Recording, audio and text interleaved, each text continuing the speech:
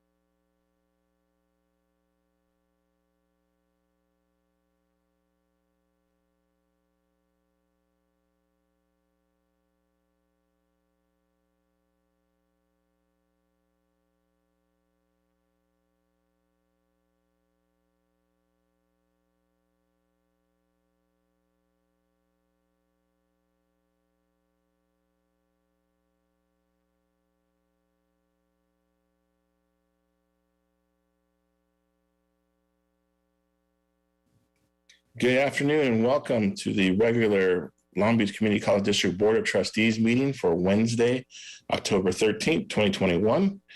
We are meeting virtually. This meeting is being live streamed on YouTube. You can access it through our YouTube channel at www.youtube.com/Long Beach City College or on our college's website, www.lbcc.edu. As we move into calling this meeting to order, just want to share that we are continuing to meet remotely and virtually this evening. Our trustees and staff are practicing social distancing in response to the coronavirus COVID-19 pandemic. We're using video conference technology today to hold the meeting. Per Governor Gavin Newsom issued an executive order last year that declared a state of emergency. The executive order also updated the Brown Act regarding public meetings in response to this health crisis we're currently facing. Today's remote meeting meets those updated Brown Act requirements. Moving into item 1.2, roll call. I have Secretary Reese do a roll call of the trustees. Yes, Virginia Baxter, I believe she did notify she'll be absent today. correct. Herlinda Chico.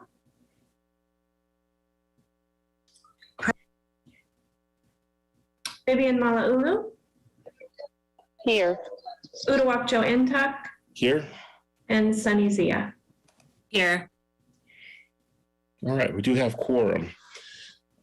Beginning this portion of the meeting is going to be going into closed session, but before that, item 1.3, public comment on closed session items. This is a total of 3 minutes allotted per speaker with a maximum of 20 minutes per subject. Do we have any public comments on closed agenda items? No comments received. Okay.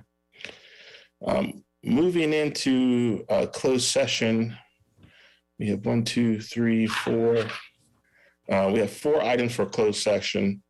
Item 1.4, conference of legal counsel on existing litigation, LBCCD versus ZIA. Item 1.5, legal counsel on anticipated litigation. 1.6 is personnel, government code, employee evaluation, employment discipline, dismissal or release. And 1.7, public emergency COVID-19. So at this point, we're going to go into closed session. But before we do that, Board Counsel Ewing, you have a statement to read? Thank you, President Ntuk. Yes, on agenda item 1.4, entitled Long Beach Community College District versus Sunny Zia, Trustee Zia has agreed to recuse herself based on a representation that she and her counsel made to the court from any discussion in closed session about items pertaining to her under this agenda item. Also, with respect to agenda item 1.5, the same recusal applies, and that is if the board intends to discuss any matters pertaining to Trustee Zia, she has agreed to recuse herself for item 1.5 as well. That concludes my comment regarding the closed session participation of the board and council on the agenda. Thank you so much. At this time, we're going to adjourn into closed session. Thank you.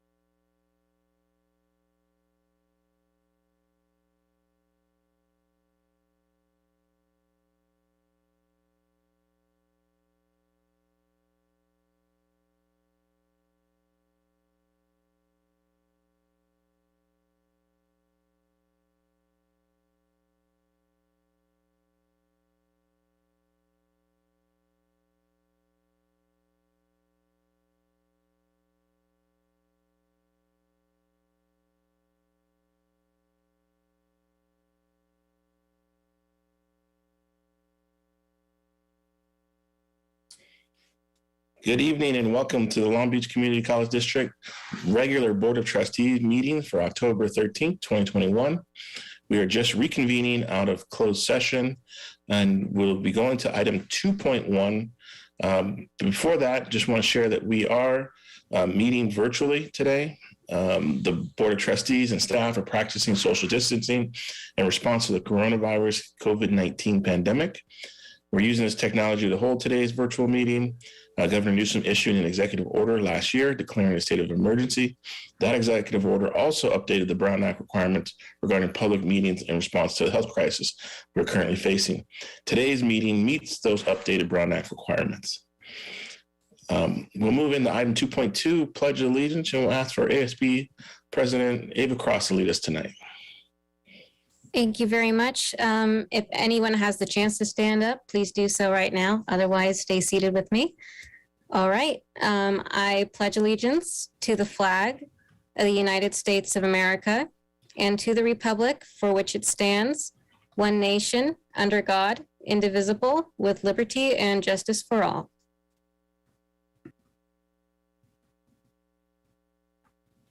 Great. Thank you so much, Ava. Moving now into item 2.3, we'll take a roll call of the trustees. Secretary Reese. Yes. Virginia Baxter is absent. Herlinda Chico. Present. Vivian Malauulu. Here. Uduak-Joe Ntuk. Here. Sunny Zia. Here. And student trustee Blackman. Present. All right. We do have a quorum, and Trustee Baxter did let us know in the last day or so that she would not be able to make today's meeting, even though she had planned to, and she's traveling. So she will unfortunately be unavailable tonight. Moving on to item 2.4, report on closed session agenda items. We have no reportable action tonight, and we did complete the full closed session agenda items. Moving to public comment on agenda items. This is the portion of the meeting where the public is allowed to address the board before or during consideration of the item on the agenda. A total of 3 minutes will be allotted for each speaker with a maximum of 20 minutes per subject. Do we have any public comments on agenda items tonight, Secretary Reese? Yes, Board President Ntuk, we have 2 written comments that were submitted, both on agenda item 6.13, and Dario will play the readout of the written messages. Public comment for Juan Flores Ramora regarding agenda item 6.13, contract number 99800.8. I commend the college and the Board of Trustees for recognizing the need to examine policing structures, policies, and practices at Long Beach City College in the wake of the death of George Floyd, the Black Lives Matters movement, and countless others who have been murdered by a racial carceral system. The Academic Senate, in its response to systemic racism, passed Resolution 56.1, where the Senate commits to dismantling structural racism and vowed to create safe, anti-biased, and anti-racist educational and working environments for BIPOC and LGBTQ students, faculty, staff, and administrators. Furthermore, a task force on reimagining policing on campus has been created to plan, support, and advocate for supporting social services over the historically racist carceral system and its embedded structures within our educational institutions. I ask that item contract number 99800.8 be tabled, a contract to hire 21CP for $110,687,000 so that the ad hoc committee can review 21CP solutions in its entirety and review other organizations to help facilitate this process. Critiques from Yale's Black Student Union illuminate the need for considering other options. They state that 21CP recommendations ultimately failed to address the root systemic issue of racism and racialized violence that plague police departments throughout the county, including the YPD. Furthermore, Black Yale students state that in every section of its report, 21CP recommends funneling more money and expanding the scope of the YPD. In reviewing 21CP consulting services, it is important to note that they represent the entrenched police establishment whose leadership is primarily police chiefs. Police union officials lie in maintaining a historically racist carceral system through what it deems are reforms and citizen oversight committees. 21CP's recommendations for Harvard and Yale include engaging in campus-wide discussions, transparency, and strong participatory governance. We already know and should be implementing these actions. Unfortunately, the college community were not included in recommending 21CP to facilitate the process of reimagining policing on campus. Other models for reimagining campus safety exist. I recommend that the board and administration table the vote on 21CP in order to review the critiques of 21CP and consider other organizations and/or an internal group can help us create a culture of care.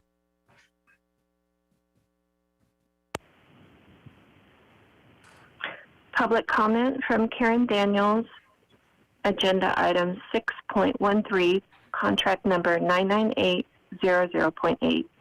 I appreciate the college and the Board of Trustees' examination of policing structures, policies, and practices at Long Beach City College in the wake of the death of George Floyd, the Black Lives Matter movement, and countless others who have been murdered by a racist carceral system.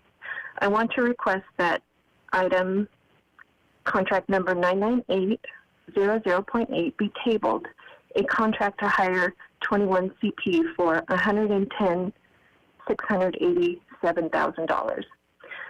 To allow a thorough review of 21CP in its entirety and consider alternative organizations to help facilitate this process. Critiques of 21CP from Yale's Black Student Union illuminate the need for considering other options. They state that 21CP recommendations ultimately failed to address the root systemic issues of racism and racialized violence that plague police departments throughout the country, including the YPD. Furthermore, Black Yale students state that in every section of its report, 21CP recommends funneling more money and expanding the scope of the YPD. 21CP Consulting Services represents the entrenched police establishment and that the interest of their leadership comprised primarily of police chiefs and police union officials lie in maintaining and expanding a historically racist carceral system through what it deems are reforms. 21CP's recommendations for Harvard and Yale include campus-wide discussions, transparency, and stronger participatory governance. We already know and should be implementing these actions now. We do not need to spend money to be told that. Other models for reimagining campus safety include Black Minds Matter project at the Peralta Community College District, a non-police-based effort to create a safe learning environment for the community. Their recommendations are rooted in the safety and wellness of faculty, staff, and students, and resulted in a plan that focuses on social services over punitive racist policing services. Their plan is student-centered and focused on creating a culture of care. I have taught at the college for over 20 years and have seen a dramatic increase in the increase of students who share their mental health problems with me. I have connected numerous students with mental resources, but have never needed to refer them to police. Any additional funding we have should be used for mental health. I recommend the board and administration table the vote on 21CP and review the critiques of 21CP and consider other organizations and or internal group that can help us create a culture of care. Thank you. Thank you, Secretary Reese, for reading the two public comments. Also should note at this time that a notice was sent to the campus community before the meeting, but we are going to delay items 4.3, 5.7, and 7.3 until next Thursday at a special board meeting to provide additional time for folks to prepare and for us to have our full board in attendance for that. So 4.3 is update on COVID-19 responses. 5.7 is the COVID-19 resolution. And 7.3 was the board policy administrative policy 7330, communicable diseases. So just to clarify for our agenda tonight, and we encourage folks to use public comment for, and we'll be continuing until next week as well. Moving on to 2.6, approval of the minutes of September 8th, 2021 of regular board meeting of trustees. This is an action item. It's recommended the board approve the minutes as submitted for September 8th last month. I need a motion and a second, and we will take a roll call vote. So moved. Moved by Vice President Chico.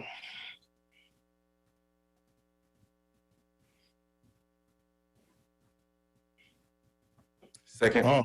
Second by student trustee Blackman. Sorry, I was trying to unmute myself to second that. Thank you, Trustee Blackman. All right. The minutes are attached. It's been moved and seconded. Any discussion on the minutes? Seeing and hearing none, we'll go for a roll call vote. Secretary Reese? Student trustee Blackman, Aye. Herlinda Chico, Aye. Vivian Malauulu, Aye. Uduak-Joe and Tuck, Aye. Sunny Zia. Aye.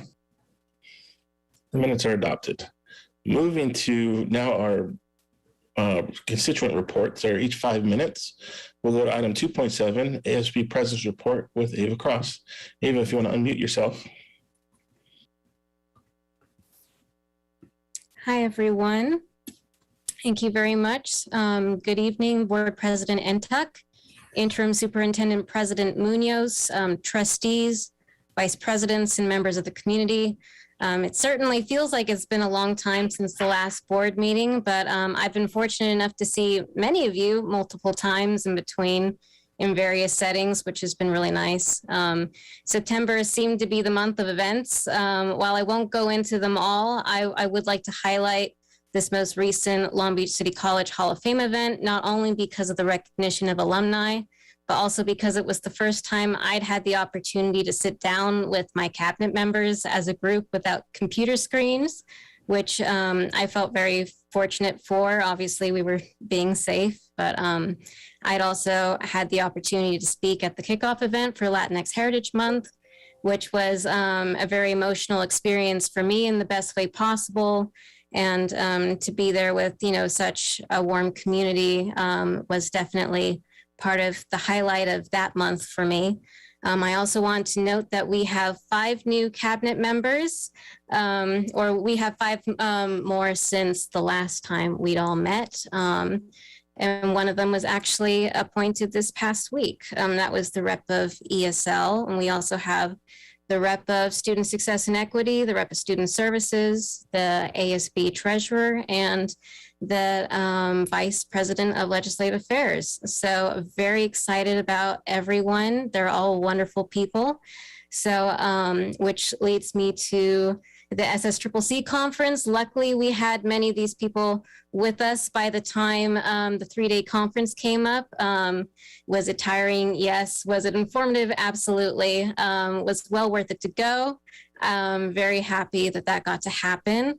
I also wanted to say a quick thank you to all the constituent leaders that have met with any of us from ASB this month. We know how much you all have really taken the time out of your day to speak with us. And that continues to be very important to us as students to have that kind of communication. So thank you, thank you. Can never say enough thank yous. I also wanted to voice my appreciation for the delay in the discussion about the vaccine mandate. I think it's so important that it's being given its own session to really take the time to go over everything and try to make people feel as comfortable as possible with the discussion and feel like their voices are being heard. So I could not support that decision enough. And I'll leave my report at that. Thank you very much. Thank you, Ava. And it was good to see you at a few events in real life, finally. Moving now to item 2.8, student trustee report for 5 minutes. Trustee Blackman, you want to unmute yourself? Thank you, Board President Intuck. Good evening, everyone. Hope everyone's week is off to a good start. I'd like to begin my report today by I want to thank ISP Dr. Munoz for his wonderful video messages that he sends to the campus community all the time. Your last message that you sent out, well, not the last one, but when you sent out last week for our custodians and, different faculty members, well, that was a really special one because, my stepfather was a custodian for 30 plus years for Maryland Public Schools. So my mother was a school secretary for 20 plus, so those positions are really important for, I think, any institution. And I think just seeing someone in your position, showing appreciation to those really says a lot. So thank you for that. Also want to just take that time to also thank Michelle for doing a great job so far.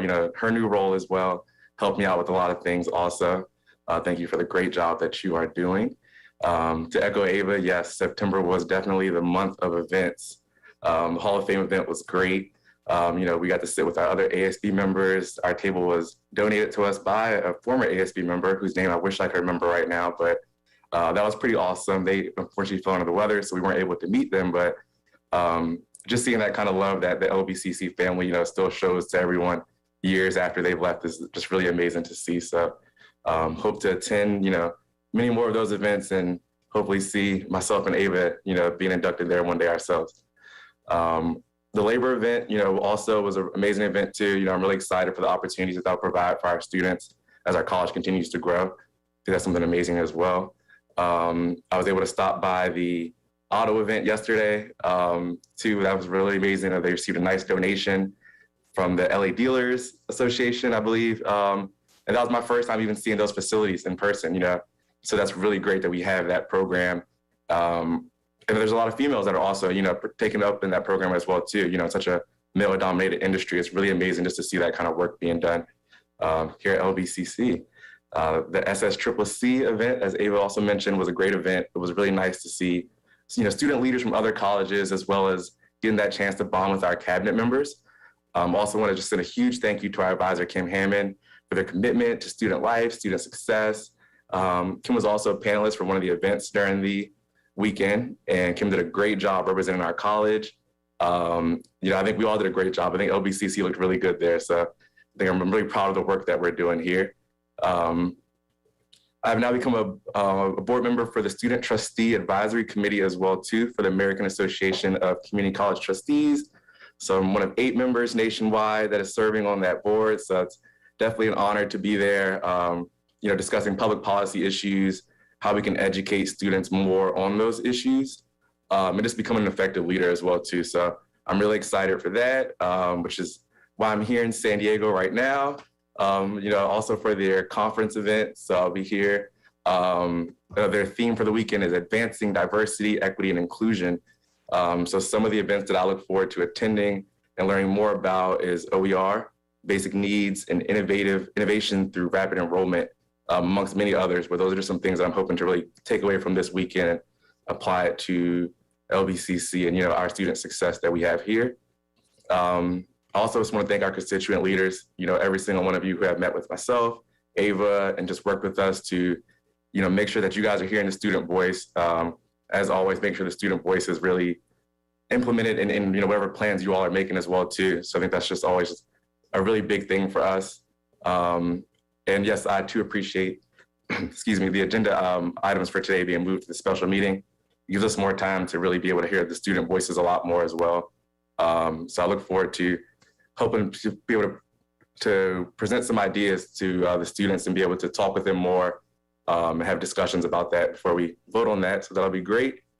And that's the end of my report. Hope everyone stays safe and has a great week. Thank you, Richard. Appreciate your report and look forward to continuing to hear the student voice in our deliberations and decisions. So thank you. Moving now to item 2.9, Academic Senate President's Report is a 5-minute item. We'll go to Suman. Thank you.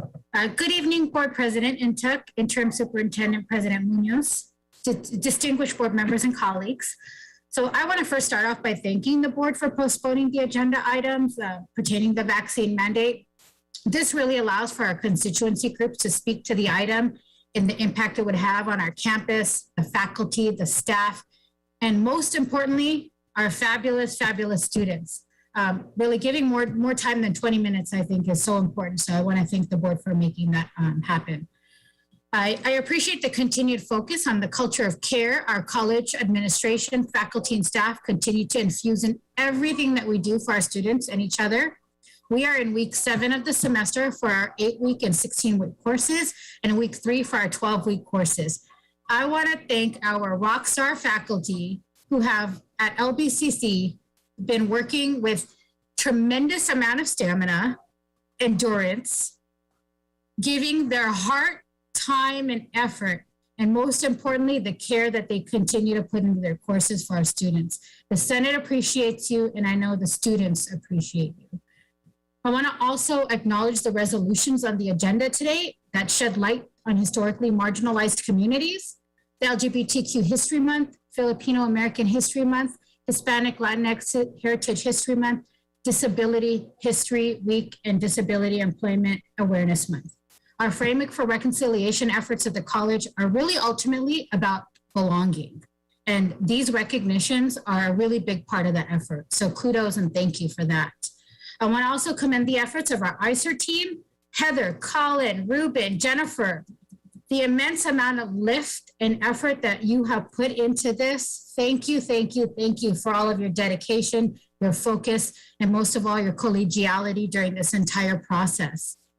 I want to thank Dr. Douglas and Dr. Koenig for approving a payment incentive for our part-time faculty who participate in course review, because many of those faculty are our subject matter experts. So who better to review that course than those who know the material best? So thank you for that.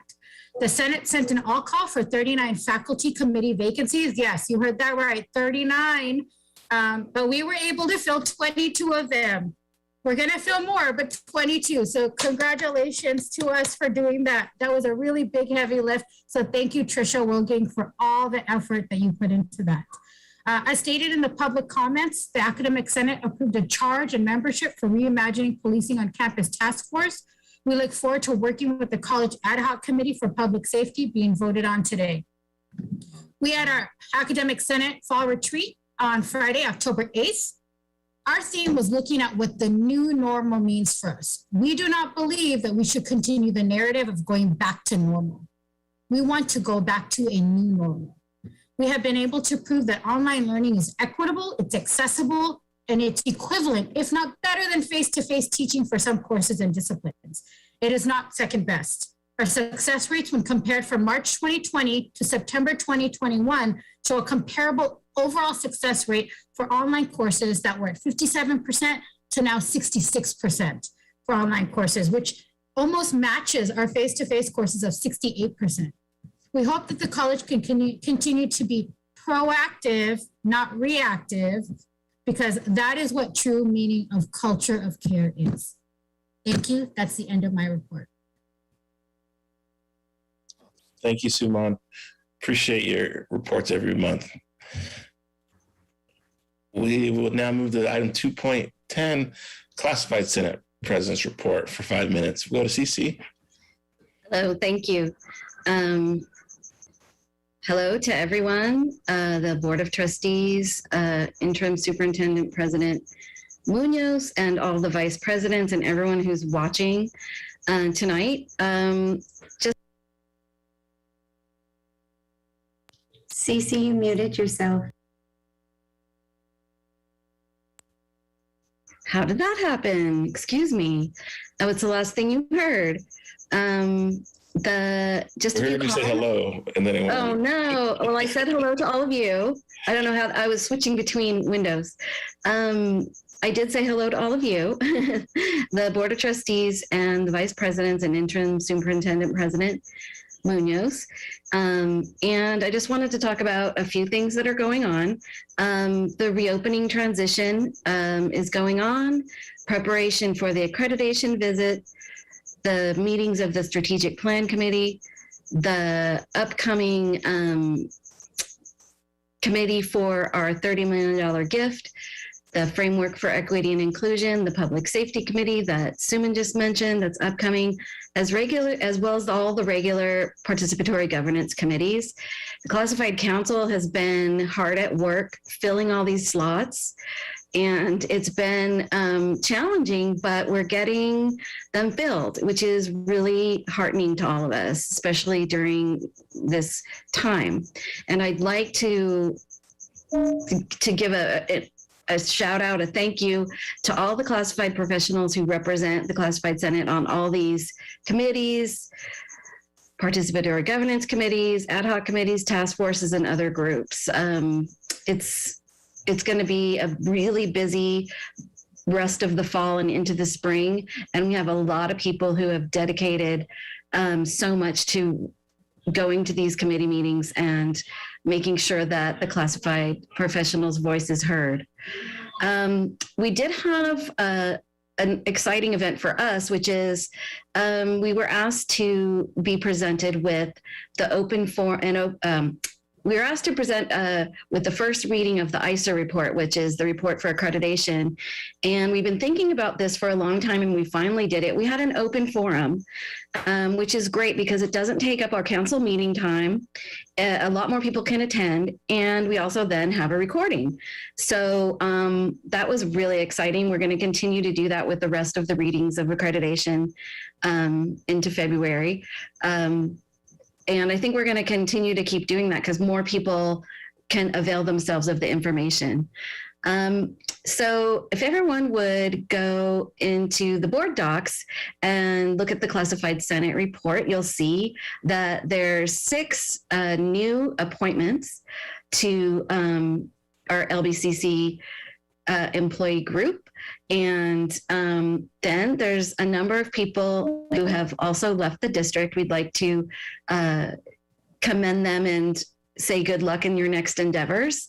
2 of those people I'd like to personally mention is Cesar Fierro, who was working as an outreach and recruitment specialist, and also Police Smith, who was working for social sciences and arts, and she's gone on to a very exciting new chapter in her life, and she's been a great asset to the Classified Senate Council and a personal support and asset to me in her time at the college. And then we have one retirement who is a custodian in facilities since 2006 and just retired. His name is Ho Chan. And we also say good luck to him in his next endeavors. So thank you very much. And that's the end of my report.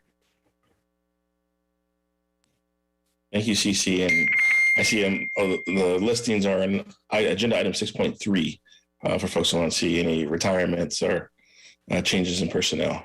Thank you. That's very helpful. Awesome. And thanks again, both the classified and academic senates for your participation above and beyond our regular committee duties. It's really great to see both of your leadership and getting involved in key issues. So thank you both. We'll move now on the agenda to our bargaining units. We have 2.1, the LBCCFA full-time faculty bargaining presidents report with Suzanne, and I think Sean as well. Mm-hmm. Good evening, Board President Uduak, board members, Interim Superintendent President Munoz, and other distinguished members. Thank you, Eva, Richard, Suman, CC, and Robert for your advocacy for our students and fellow colleagues. I too want to echo Suman's concerns about not going back to normal, but finding innovative ways to go forward to a new normal as we return back to campus. As FA President, I want to thank you for pulling the following items from tonight's agenda, 4.3, 5.7, and 7.3.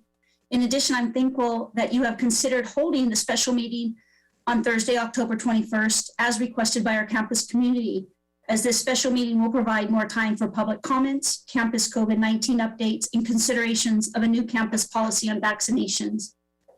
These are times that none of us take lightly and will challenge us not only on decisions that are before us, but their implications on our campus community. Though I have not made a public comment, as some may want me to, I have, through our campus communications, through our e-board rep council members, and in meetings with our members, encourage all to read the board items that were posted in regards to mandating vaccines. And I've encouraged them to reach out to the board with their comments and concerns. And I will continue to do that as we have this extra week for our members to voice their concerns. I have also been and continue to work behind the scenes to manage the potential impacts of this mandate and find ways to represent our members during this time. We started the school year calling for a culture of care. We should not only be concerned about this mandatory vaccination outcome, but the way we treat one another in the process of getting there, wherever it may lead. I want to now introduce our outstanding LBCCFA's faculty member and e-board member, Sean Dinsis, to share a little bit about himself and in his involvement in the LBCCFA. Thank you. Sean? Well, I just want to start by saying that I have to admit to everyone publicly that my ego took a little bit of a hit because I had heard that a exceptionally large number of people were going to be attending the meeting, and I just assumed that's because I was speaking. But someone just disabused me of that notion. So anyway, I'll deal with it. My name's Sean Dinsis. I teach in the history department here, or history program here at LBCC. I've met, I think, all of you on the board. I presented a couple of years ago, so sorry if some of this is redundant, but I came to us here at LBCC by way of spending 8 years in the Navy as a naval officer, and then I actually came to LBCC, actually left a tenure track job at the University of Wisconsin-Madison because I was so excited for the opportunity to work back in my home region at a community college because I really enjoy being in the classroom more than being in the archive. So a little bit about what I do as communications chair on FA. Actually, there are two main things that I do as communications chair. The first is I help compile and then distribute what's called the Monday Morning Message, which basically includes any information that's related directly to FA matters, updates on things like memorandum of understanding. So for example, I'll be sending something about that next week.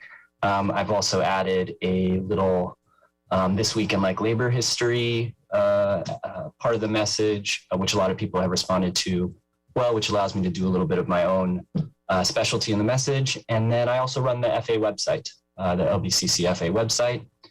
And that's pretty much it. Happy to answer any questions, but thanks for the opportunity to present, and thanks for your leadership.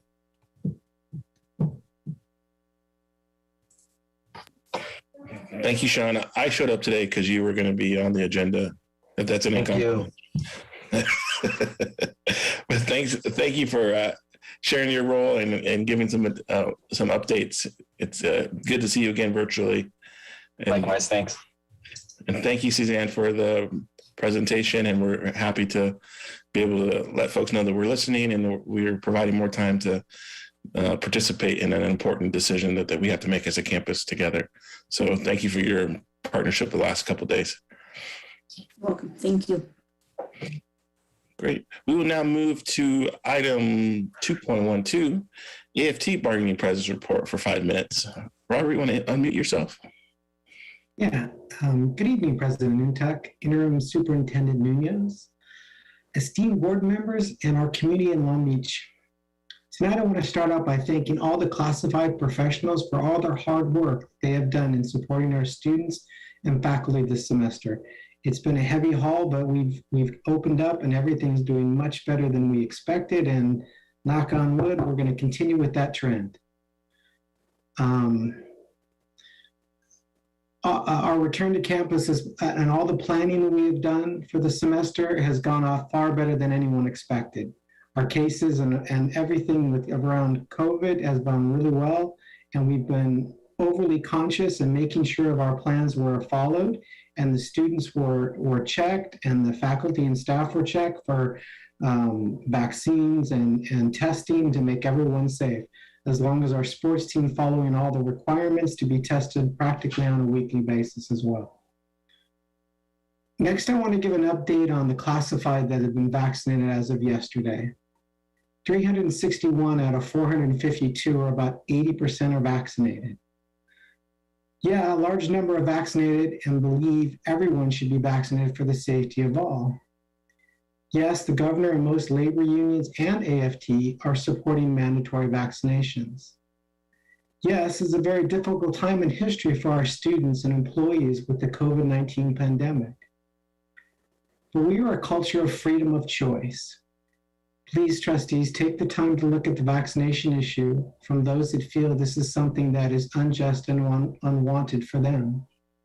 And in closing, I want to quote Barack Obama. We are reminded that in the fleeting time that we have on this earth, what matters is not wealth or status or power or fame, but rather how well we have loved and what small part we played in making the lives of other people better. Thank you for your time tonight. Thank you, Robert. Appreciate the message and the partnership. We will now go to item 2.13, the CHI bargaining presence report, which is 5 minutes. We did get advance notice from Curtis that he would not be able to make the meeting tonight, so we don't have a representative from CHI. So we will move on to 2.14, which is also about CHI. This is a public disclosure of CHI and district initial bargaining proposal. At this time, we shall have, the public shall have an opportunity to express itself regarding the bargaining proposals as described in agenda items 7.1 and 7.2. Public comments were due today by 2 o'clock, either by email or voicemail virtually. Did we get any public comments, Secretary Reese, on the hearing? I received no comments on this item. All right. The initial bargaining proposal for the certified hourly employees, or CHI, initial bargaining proposal from the district to CHI were sunshine at the Board of Trustees meeting on September 8th, 2021. In accordance with Government Code Section 3547, the public now has an opportunity to comment on the proposals. The proposals may be viewed on our board docs on our website. Items 7.1 and 7.2 have attached PDFs and details. Having no comment, we'll move on here to our next agenda item. 2.15 is the opportunity to reorder any agenda items. Would any members of the board wish to reorder any items? Do we have anyone who may be waiting long to present to the end that we'd want to move up? All right, seeing and hearing none, we'll move on to section 3 with our superintendent presence report. Dr. Munoz, the floor is yours. Thank you, Board President Ntuk. Good evening, everyone. I'm very excited to share my update with the board and the campus community for the month of October. To say the least, we had an extremely eventful and memorable September. For the first time in Long Beach City College's nearly 95-year history, we received a visit from a sitting president on September 13th. Obviously, the logistics of an event of this nature were very complex and sensitive, with many moving parts and an incredibly short amount of time.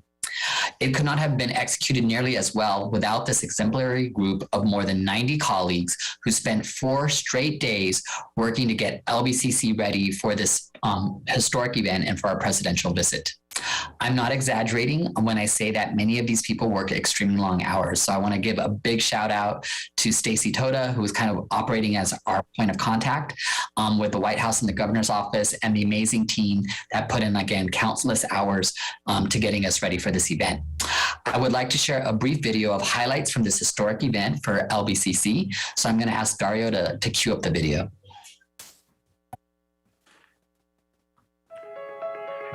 Hey Vikings, this is Dr. Mike Munoz, and I'm here at Long Beach City College to celebrate this historic day. Today we have Joe Biden, President of the United States, here at Long Beach City College. This is so significant. This is the first time we've had a sitting president at Long Beach City College.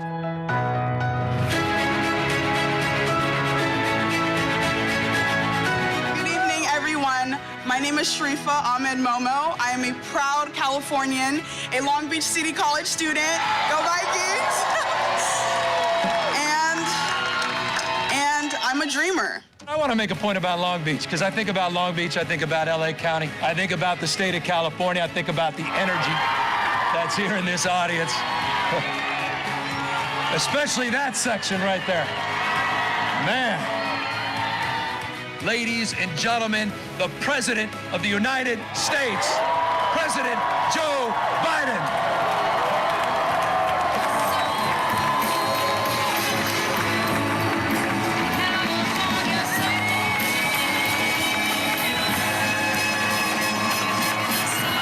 It's good to be back. Someone was saying to me earlier today, most diverse state in the nation, the most different state in the nation, the biggest state in the nation, and has one of the largest economies in the world, and no one sees any inconsistency there. It's because we're diverse we have the largest economy in the world. God bless you all, and may God protect our troops. Thank you, thank you, thank you.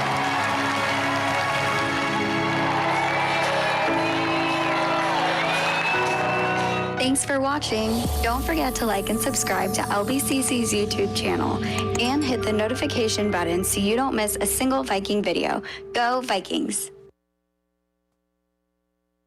So what a great video. I received a lot of praise that LBCC truly demonstrated the very best of Long Beach during the visit.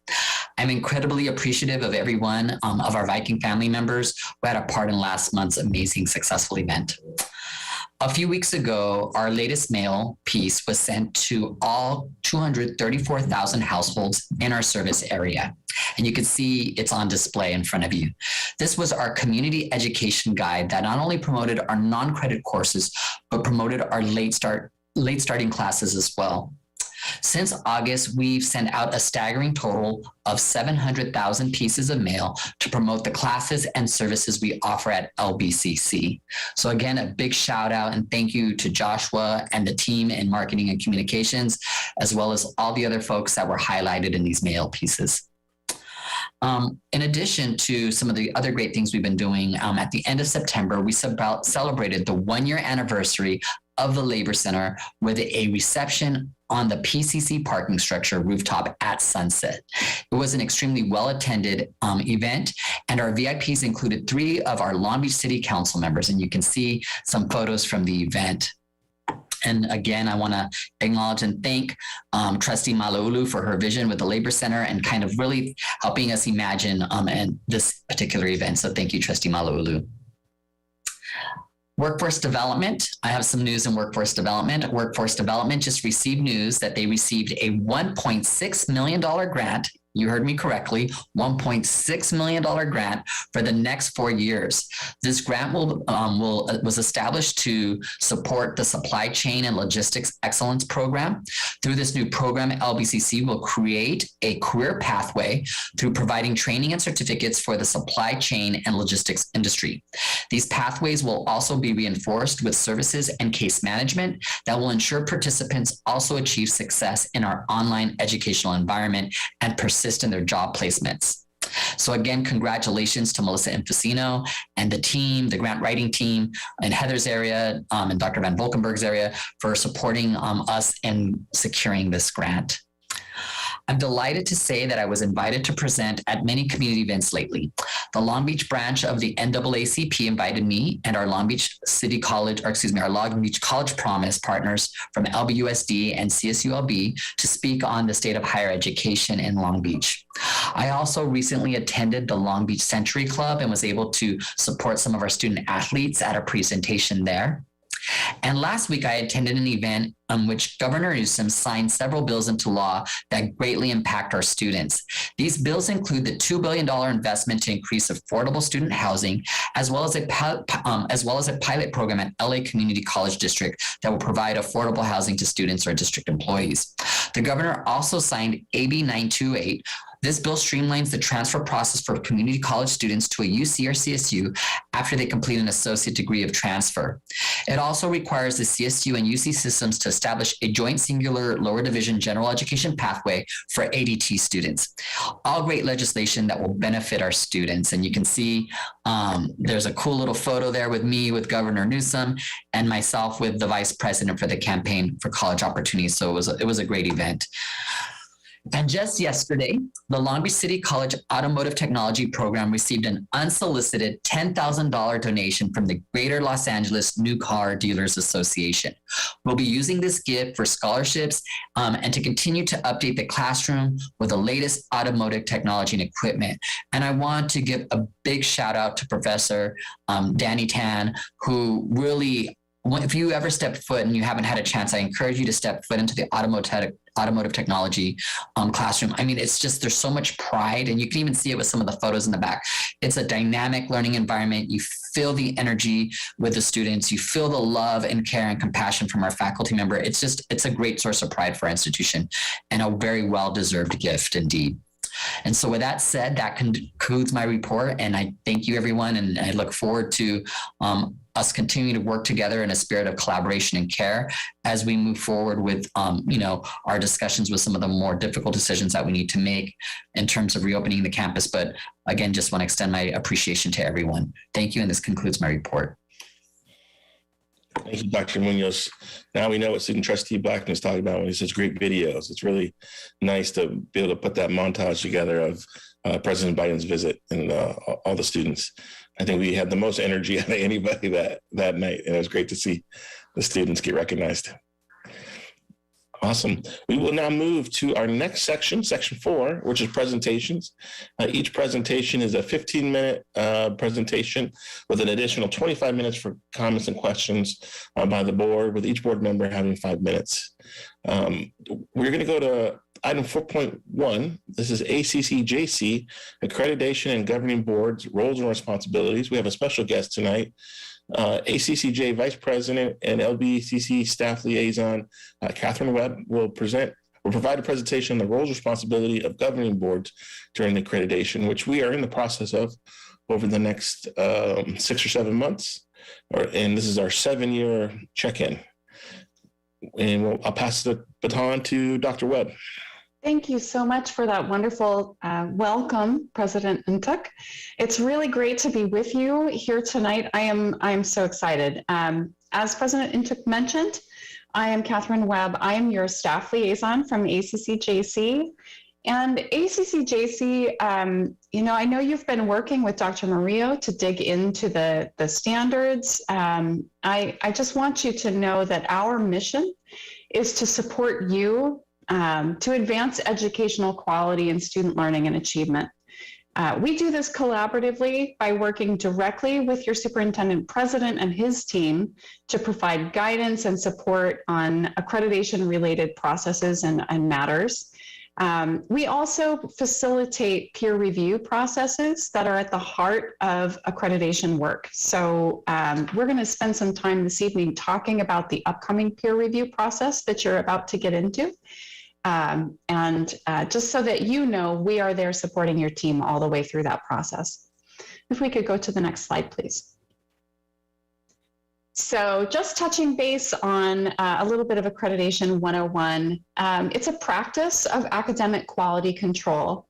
And we won't go too far in depth here because, again, I know you've been doing some development around this topic, but just from the accreditation agency side of things, accreditation is at its heart a practice that assures the public, your students, other interested parties, employers, community members, that the degrees, certificates, and credentials that you offer have exceptional value.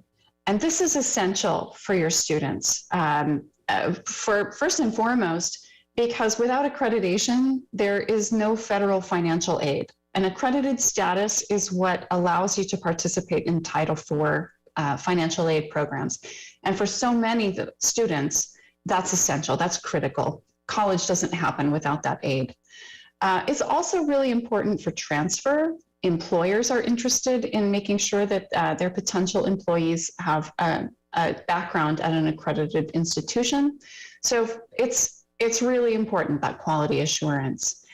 It's also a practice that helps the college advance meaningful and effective improvements in support of student learning and achievement and in support of their missions. So that practice is ongoing, both through annual monitoring practices and through your 7-year comprehensive review that you're just getting ready to do. So next slide. That comprehensive review process has 3 big elements. There's the self-evaluation process, which results in the ICER, the Institutional Self-Evaluation Report. There's the peer review process, which involves the site visit and the team's report of their findings and observations. And then there's the affirmation process, which involves the commission taking action or making a decision about your accredited status based on the team's report and on your ICER and the evidence that goes along with it.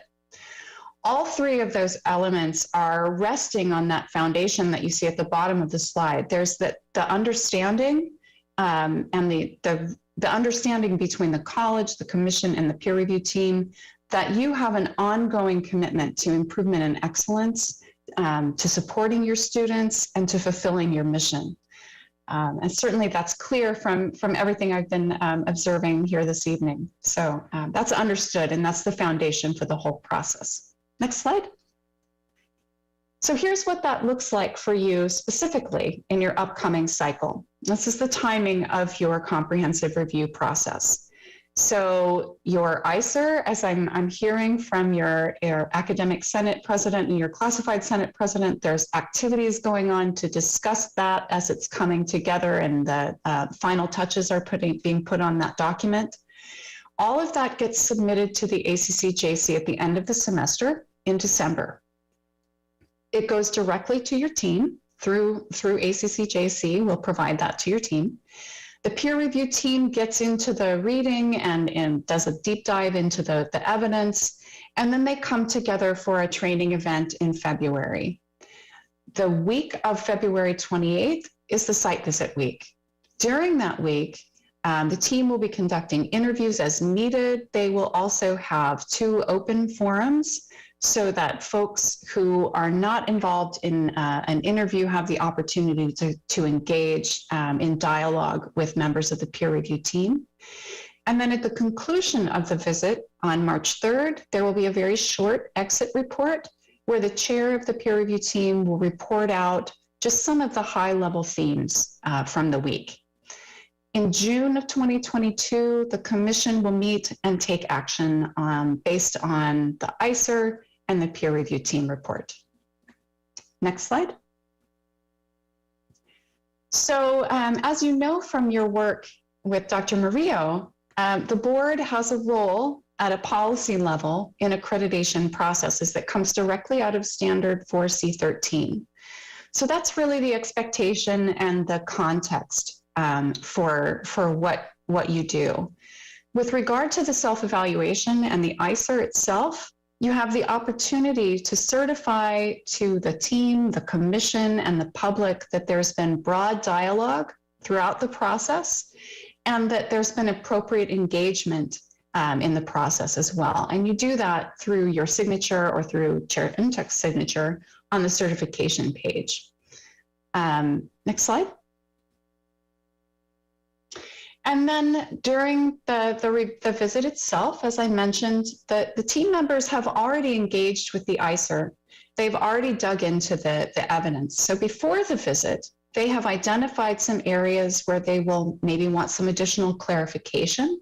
They'll be requesting some interviews. They may request additional documents.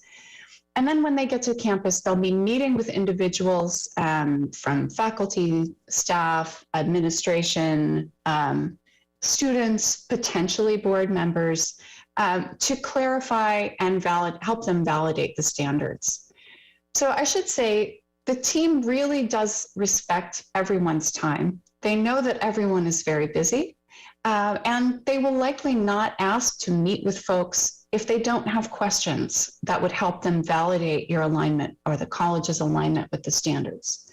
So, you know, the board may or may not be given a request for an interview. And I just want to prepare you that if you're not asked for an interview, that's not necessarily a bad thing. It's a sign of the team's respect for your time and an understanding that they don't have questions in that specific area.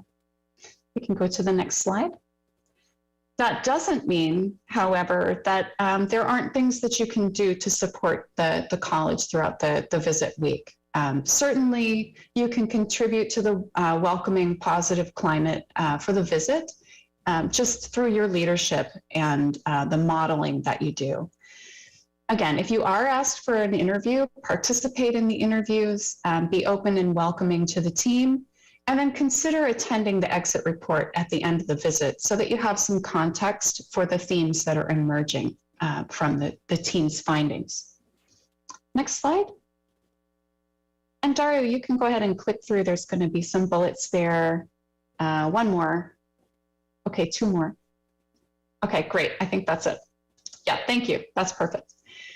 So the team members are visiting on behalf of the ACCJC. So they are practitioners at other institutions in ACCJC's membership. So they really are peers, peer faculty and administrators.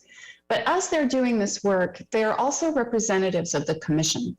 And their job during the visit is to validate the expectations that are coming in the standards, so that you see in the standards.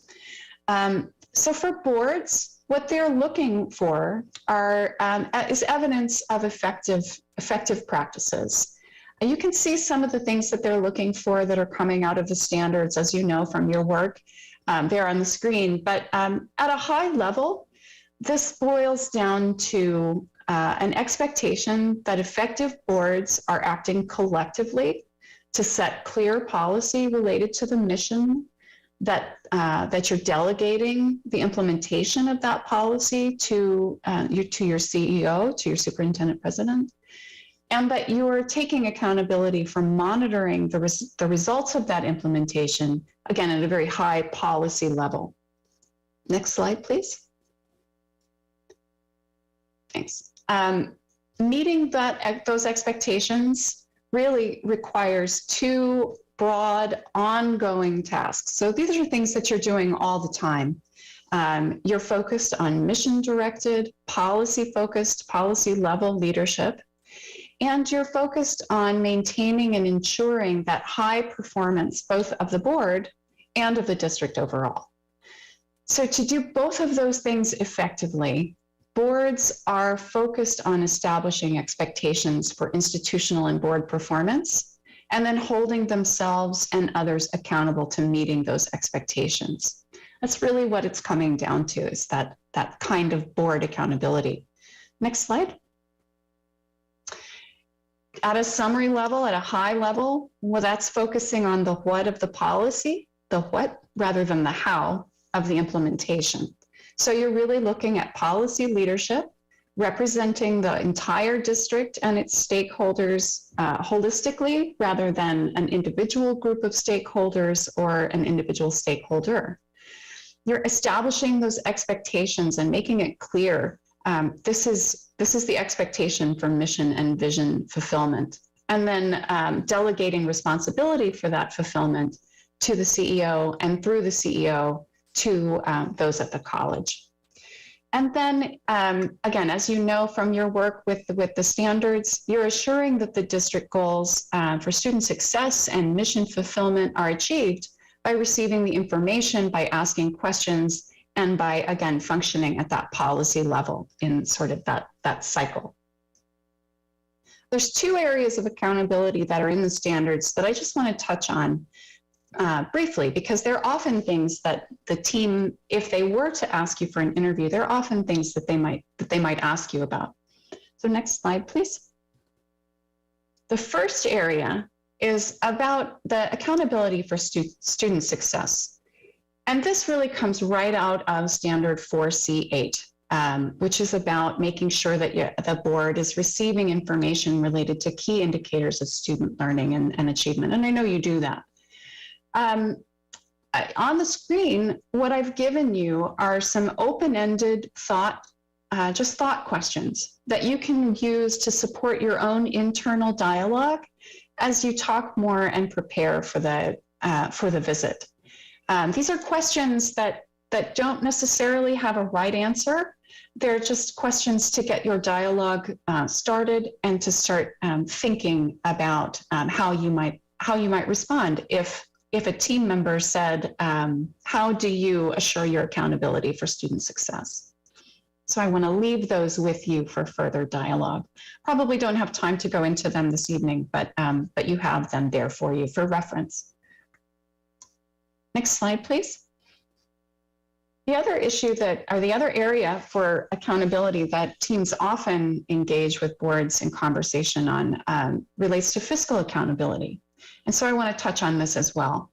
So as you know, the commission expects, and this is reflected throughout Standard 4C, that you have healthy fiscal practices, that you have practices for monitoring ongoing fiscal health, and that the budget broadly reflects the institution's mission, and that your practices have fiscal integrity.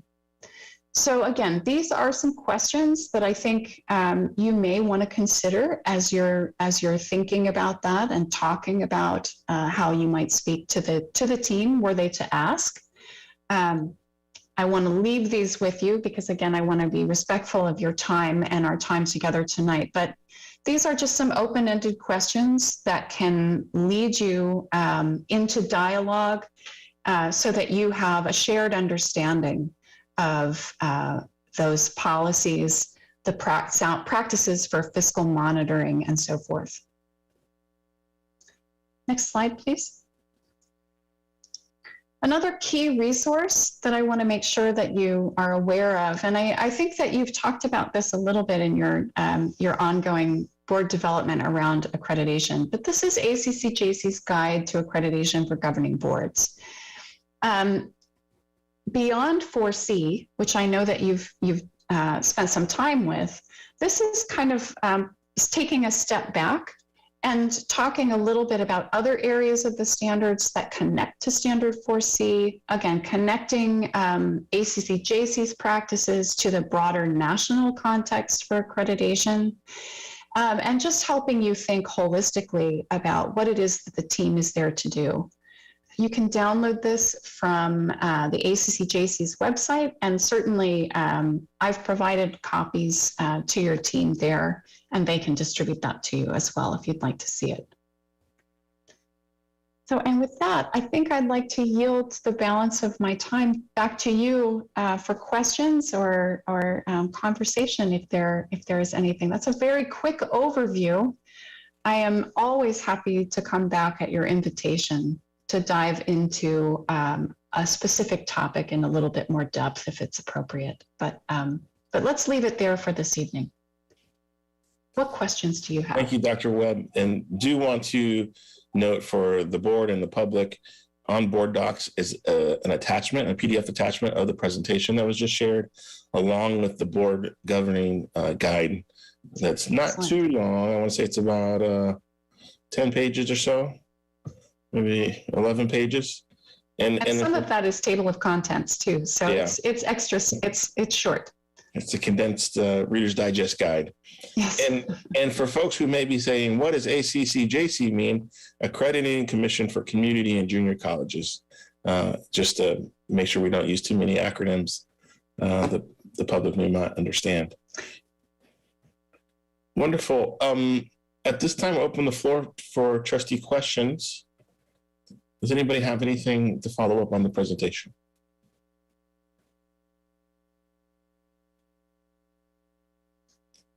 Seeing and hearing none, I did want to ask, I know I completed it earlier this year, and we talked about it at a previous board meeting.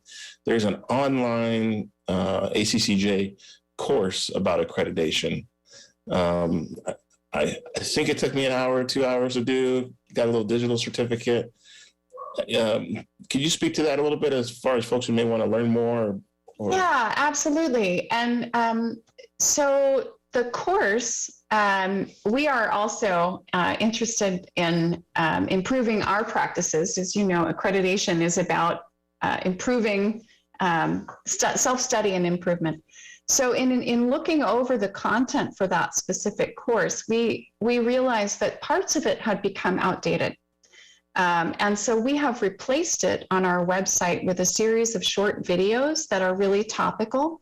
They dive into different areas of the standards, different areas of accreditation practice, And we are still talking internally about, because we know that people like to have the certification and you like to see that, recognition for the learning that you've just engaged in. So we're still talking internally about how to replace the certification piece. But in the interim, you can find those videos on our website under educational series. I'm checking now. I think, yeah, if you click on the resources link on our website, and if you like, I can pop this into the chat for you so that you can go directly there. Or would that be helpful? Yes, that'd be great. If you put in the chat, then we can copy and paste and relay that to everybody's inbox. And I was Googling right now too. I saw there's a number of Zoom recorded sessions as well that I don't know if that's the same one as the web series. The chat may be disabled. I'm not 100% sure, but if it is disabled, we can secure the link, sir, and we can send it. Oh, it is. She was able to listen. Thanks, Dr. Webb. So you'll find the links there. It has some of the same content that was in the original training that you took, but it's been updated. It reflects the current practices of the ACCJC as they are now. And if you have suggestions for additional topics, please communicate those to President Munoz, and he can communicate that to me. We're interested in providing the training that is useful for our members. So we're interested to hear from you.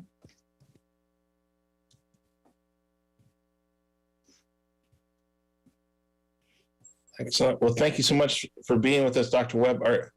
Are you logging on from Long Beach, or are you logging on from somewhere else in the world? I am logging on from the Central Coast of California, where I'm spending a little time with family. So it's lovely to be with you. I wish I could be there in person, but it's lovely to be with you even via Zoom. Well, thank you so much for being with us, and we're glad you're not on East Coast time, and we're very late, but good to know what time zone you're in.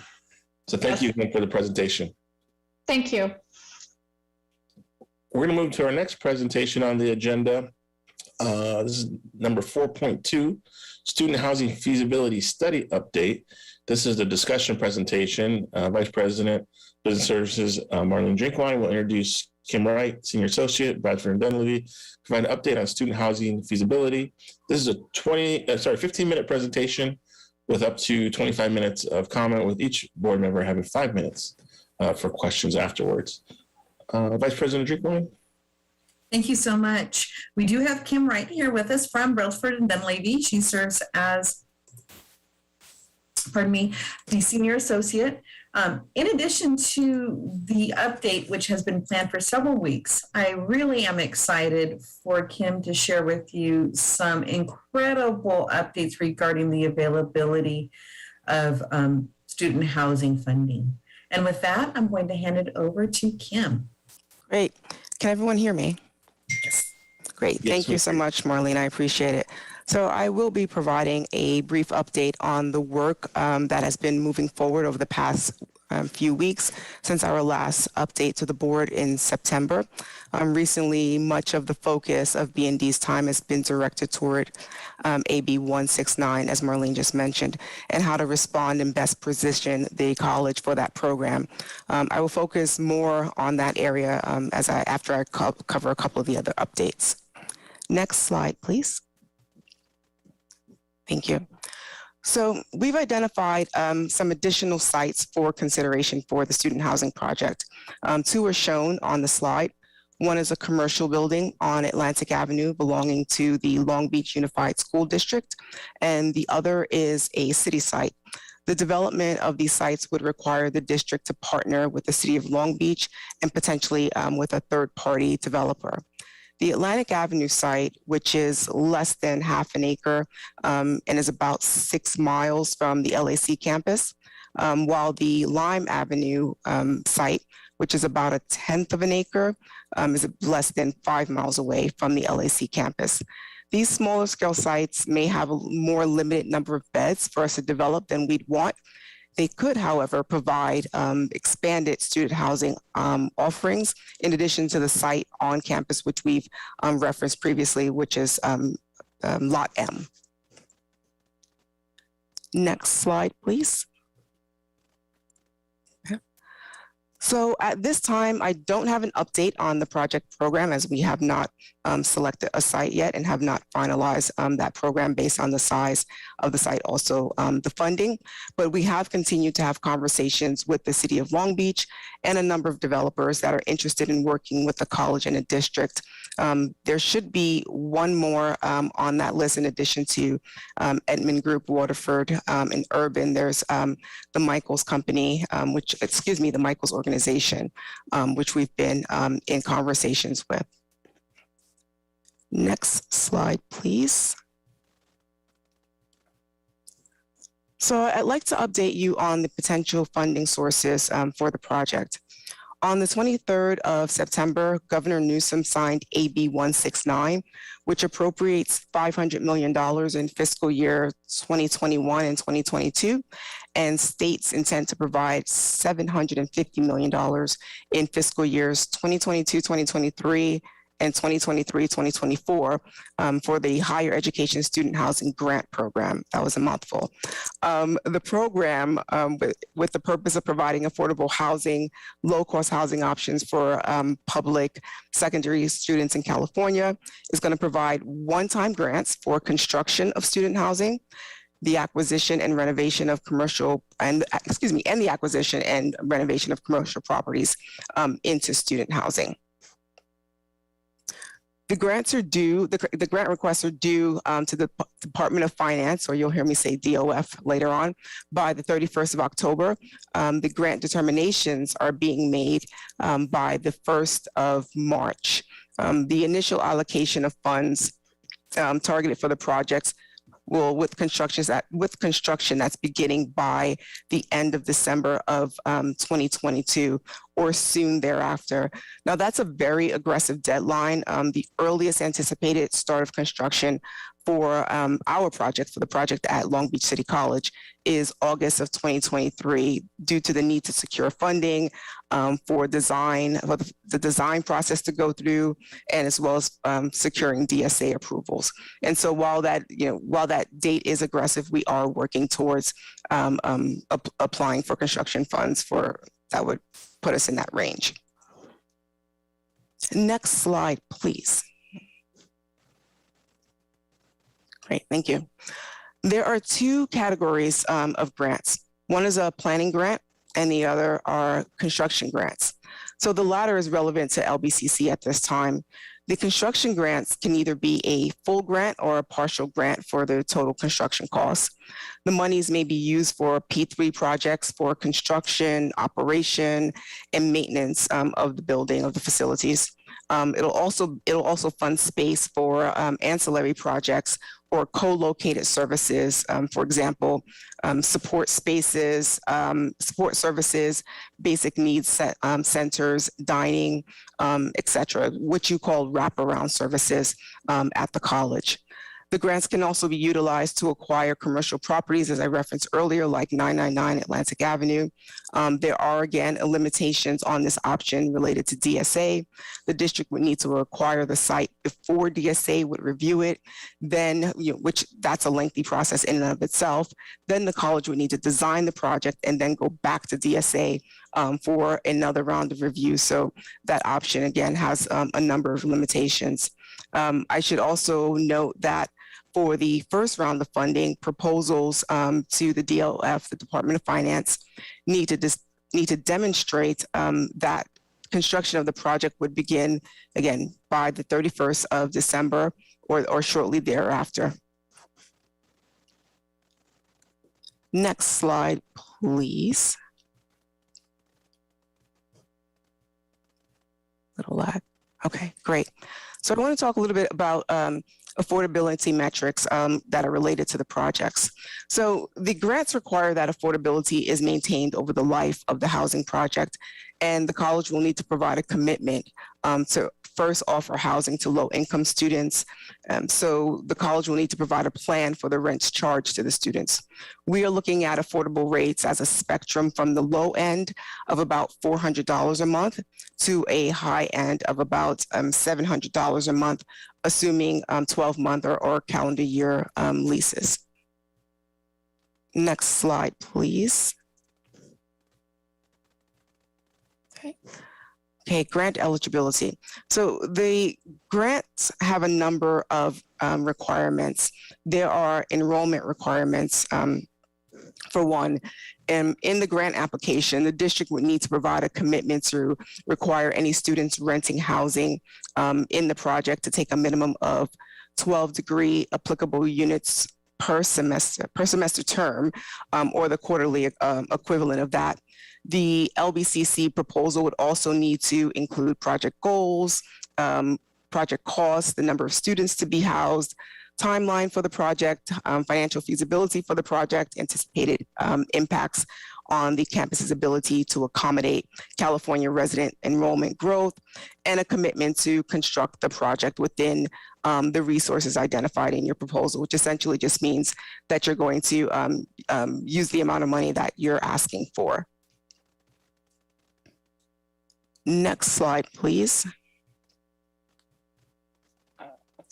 So one of the questions I imagine that you're asking yourself is what are the what's the selection criteria for the Department of Finance? So I'd like to give you a little bit of insight into the criteria as we understand it today for determining proposal selection.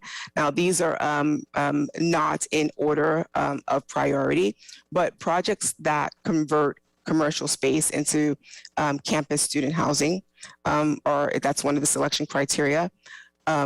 Projects that serve the greatest percentage of a campus's low-income student population is another criteria. Priority for a greater unmet demand of student housing for the campus. You have none, so I think we kind of have that box check. Priority for projects that can begin construction at the earliest possible time. And then support for the state's intersegmental housing arrangements. So essentially, transfer pathways between your college, the community college, and a four-year institution. And we know we have some of that between Long Beach City College and Cal State Long Beach. Next slide, please. So submitting a construction grant application. So B&Z believes that that Long Beach City College should submit for a construction grant. We've completed the planning efforts that are needed to provide much of what is being asked for as part of the submission package. The connection to educational pathways with Cal State Long Beach is viewed as a positive, as are letters of support, which I believe that we have. And tonight we are seeking the board's support to apply for SB 169 funds. Thank you, Kim. And I want to recommend that we do submit an application for these funds for a housing development to be located in the lot near Veterans Stadium due to the speed in which this application has to be submitted and because we already own that property. While you heard Kim say that one of the criteria for the applications for this first round, and this is the first round of $500 million, but there is a commitment made to have a second and a third round of $750 million each for the next 2 years. But that due date of December 2022 also has some flexibility because it says or as soon as possible thereafter. And it's our understanding with conversations statewide that there's not anticipated to be very many applications this round. And so by submitting an application, there may be an opportunity to have approval based on our speedy response. As you heard, we're probably about 18 months after that most desired date, but perhaps that meets the qualifications as soon as possible. If it does not, and we are denied this application, we will have done an excellent job of creating a foundation for a subsequent application in the next round of funding. We also want to definitely submit an application for planning funds. Unfortunately, we won't be able to be reimbursed for the costs we've already incurred for our feasibility study, but there is definitely a great deal amount more planning that would need to be performed in order to move forward, and that we would be able to use those funds for that as well. So in summary, the recommendation is for support and general direction to submit this application by the end of October to the Department of Finance, requesting about $75 million. We will do some final number crunching to ensure that that's the amount that works for us for a project that would be constructed in the parking lot to the south of Veterans Stadium. And with that, Kim and I are here to answer any questions you may have. I'd like to just also add a few more things before, if that's okay, Board President Ntuk. Go ahead.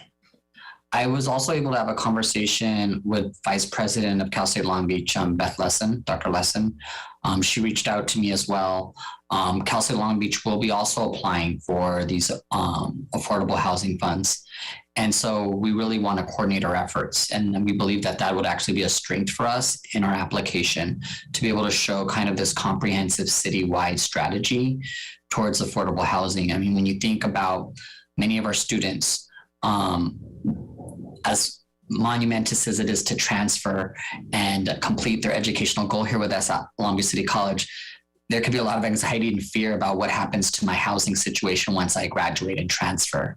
And to be able to create opportunities where there's kind of a Long Beach College Promise response, so that when you reach that wonderful educational milestone here with us, there can be a really nice, potential warm handoff to Cal State Long Beach. Whereas, again, nothing has been identified in stone, but some of the things that we were kind of incubating in terms of ideating is, opportunities to share resources, opportunity to even look at sharing potential management of the facilities. There's really kind of the sky's the limit in the way that we choose to construct this relationship. But just the fact that we already have this ongoing Long Beach College Promise relationship, I think is only going to strengthen our application. And to Vice President Drinkwine's point, I think that because we've already done so much work with the feasibility study, and really just kudos to the board for having that vision and foresight to begin to engage in this feasibility study process way before the state legislature or the governor kind of signal the appetite to put forward this kind of historical legislation. I think it's a testament to this board's leadership and vision. And so I want to acknowledge that.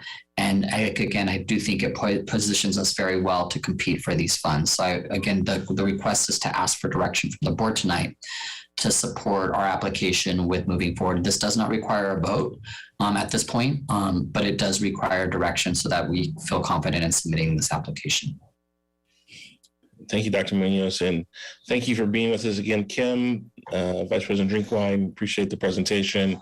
And it's exciting to see new opportunities come out. I know this state budget cycle was historic, and as far as the accumulated surplus, I have a lot of. I'm working on my Department of Finance documents right now in my day job, so I know how important it is to get it in on time. So it's 2 weeks here. By the end of the month, we got to get in the DOF, and it's great to be able to know that we can build on the work that we've already done, and that we have a strong potential partnership out there with Long Beach State. That would be, I think, an awesome opportunity to do together. So if there's no objection, I think direction to move and submit an application is warranted. It sounds like, just a good opportunity, especially if we're the first round and we're unique and we're building on the College Promise partnerships, that this our unique overlapping geography with this, with CSU Long Beach. That'd be wonderful. Well, good. Thank you all for the updates. We have now time to go to trustees for 5 minutes Q&A, and I have Trustee Zia. Thank you. I too support this, and I want to thank staff for their hard work on this front. I think this is phenomenal. It's fantastic, and a great opportunity for us to seize. We were You know, when I first started on this road to bring some light in destigmatizing homelessness on college campuses, including ours, really we were at the forefront in 2015, and I'm glad it's getting attention and resources. And thanks to Supervisor Hahn, who's been our partner in this. It's been a successful ride, but it's certainly we can use more help, and I appreciate that. And I've expressed some of my points to you, Interim Superintendent Munoz, that as long as we don't get our rights diminished in partnerships, I'd appreciate that, and I know you'll keep that in mind. I don't remember what the other sites were. This site listed on the project presentation only says additional. How much land did we need again in totality? So would you like me to answer that, Marlene? Yes, please. Thank you, Kim. So that's going to depend on the overall size of the program. Right now, we're looking at somewhere in the neighborhood of north of about 400 beds. And so it's really going to depend on how much funding that we get, how large or how small we have to scale the program. How much land do we need for 400? We need about half an acre or so, depending on how high you're willing to go. If you're going, I believe, 2 to 3 stories, is that correct, Marlene? On Lot M, that would be sufficient. Okay, and this is in the vet stadium area, is what we're. Yes, sorry, nodding my head. Okay, all right. Thank you so much, and thank you for your support and help and work on this, Kim and company. And Marlene. Thank you. Vice President Chico. My question was answered, so thank you. All right. Do we have any idea? I know it's new and we got to apply.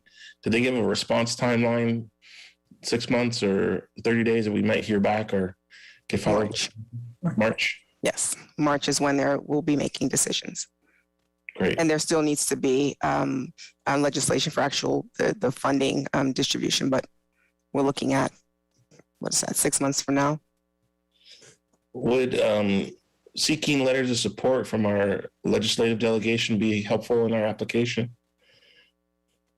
Yes, it would. Great. We met with Dale Shimazaki recently to strategize about our approach, and absolutely having a broad base of support will just serve to highlight how Long Beach City College already ticks off most of the boxes of priority and the general support for our community. Great. Also add just one more point. I know it's kind of a side note, but just to put a marker in it for everyone's minds. We also are in the midst of our feasibility study for Vet Stadium.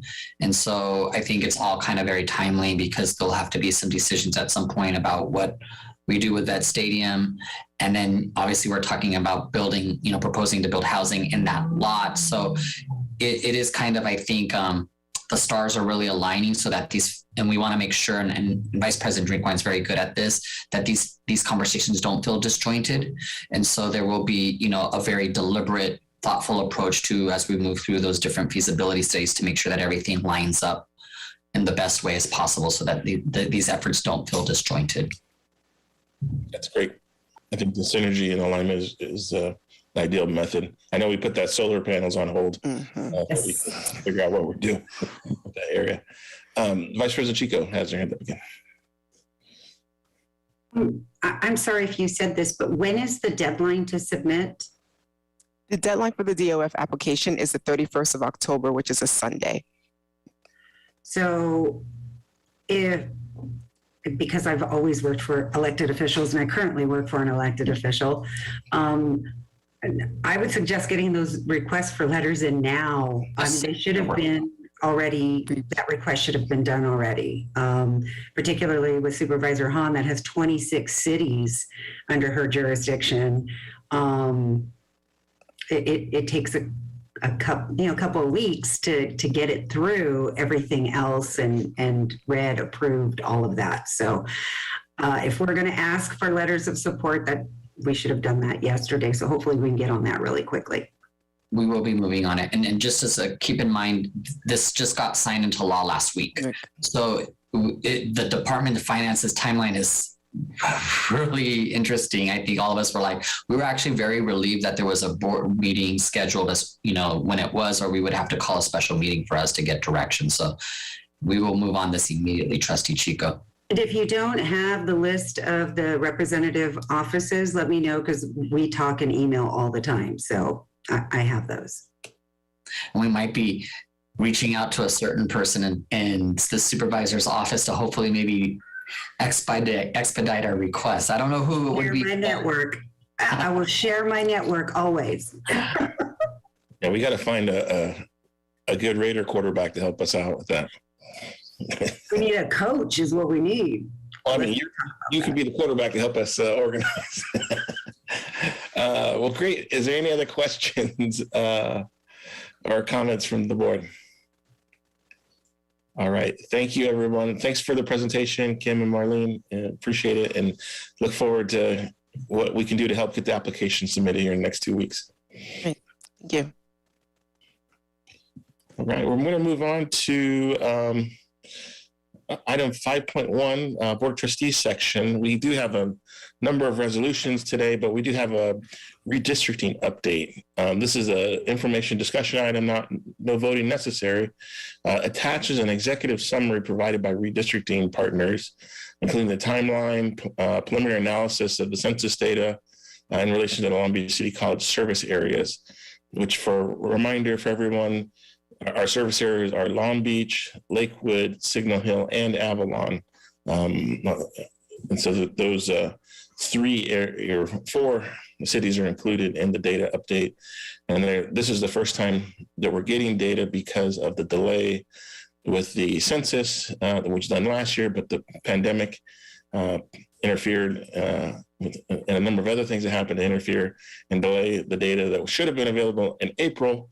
Was not available, the raw data, until August, and has just now been processed. So I don't know if, Marlene, do you want to speak through the memo? And then we do have an update during the board committee session that Trustee Malulu and I can share how our ad hoc committee meeting went. Thank you, Board President Ntuk. I would just briefly want to draw your attention to the first page, which includes the timeline of events, which also includes an upcoming survey that will be released to the community to get some feedback. But I also want to note that we have Sophia Garcia from Redistricting Partners here, who can also answer any questions you may have about the data presented in the executive summary. Wonderful. Welcome, Sophia. And I do see we have the timeline is a little different than we previously talked about because we have more information. We're not going to get draft map until next month's meeting. And we did confirm the deadline at the end of February. And if you look in the attachment, it has population changes by the different overall and by the different trustee areas. The citizen voting age population, which is different. That's everyone 18 and over, not just total population, which would be different because youth under 18 are not eligible to vote, but they're still residents and counted under the census. And then there's some really nice mapping data in the show the current districts and the current population changes and demographic breakdown. So this is about a 10 or 12 page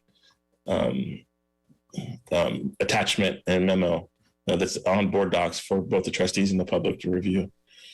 Sophia, is there anything you'd like to share as far as next step in the process, how we did 2010 to 2020 data changes? I know Long Beach was fairly flat. I think only a 1% increase overall, but I don't know our other cities that are in our jurisdiction.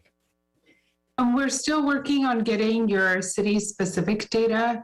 And the other update is that we're still waiting on Districtor, which is the online mapping tool that a lot of jurisdictions are using. So we're still waiting to hear back from them.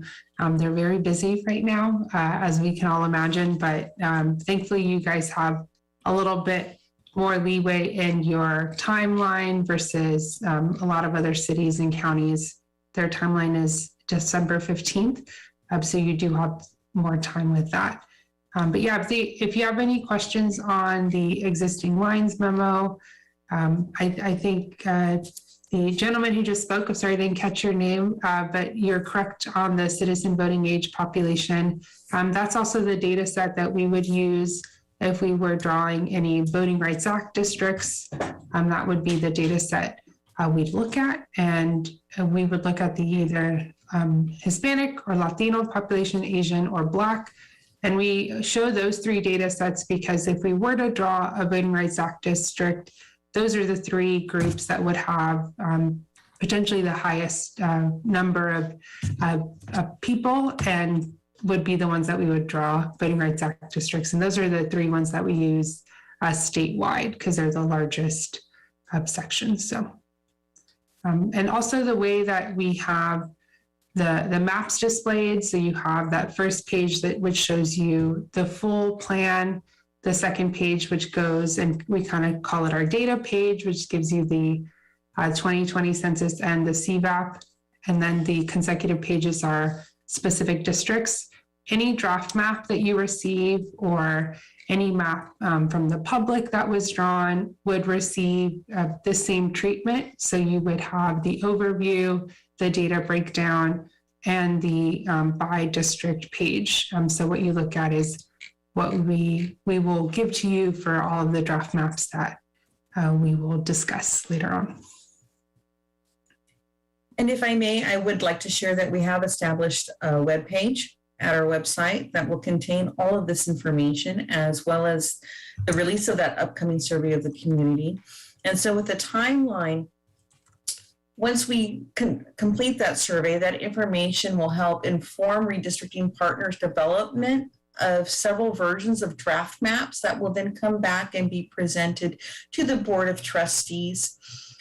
Following the selection of one of those draft maps, and we'll engage into a town hall to have more direct community engagement with the goal of presenting a final map consideration to the Board of Trustees in January or February in advance of that due date to the LA County Office of Education.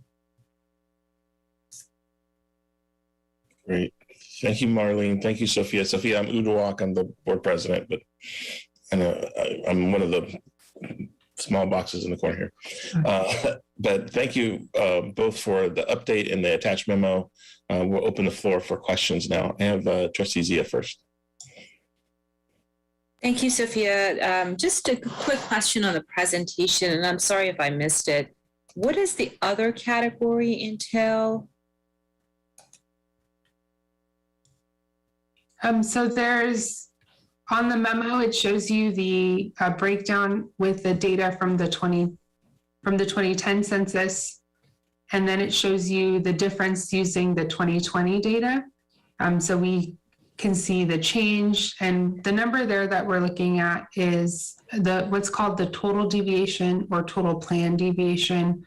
And it's currently with looking at your current lines with the 2020 data, it's at 11.5%. So it's outside the allowable total plan deviation of 10%.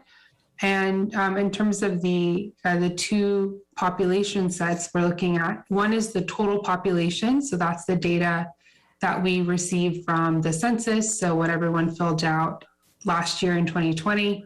And then the citizen voting age population is also a data set from the Census Bureau, but that's from the American Community Survey, which is a long form survey that is received by 1 of every 100 people in the country. And that's the one where we get the ethnicity and the folks who are over the age of 18. And that's the data set we would utilize if we were drawing any Voting Rights Act district under Section 2. So I'm sorry.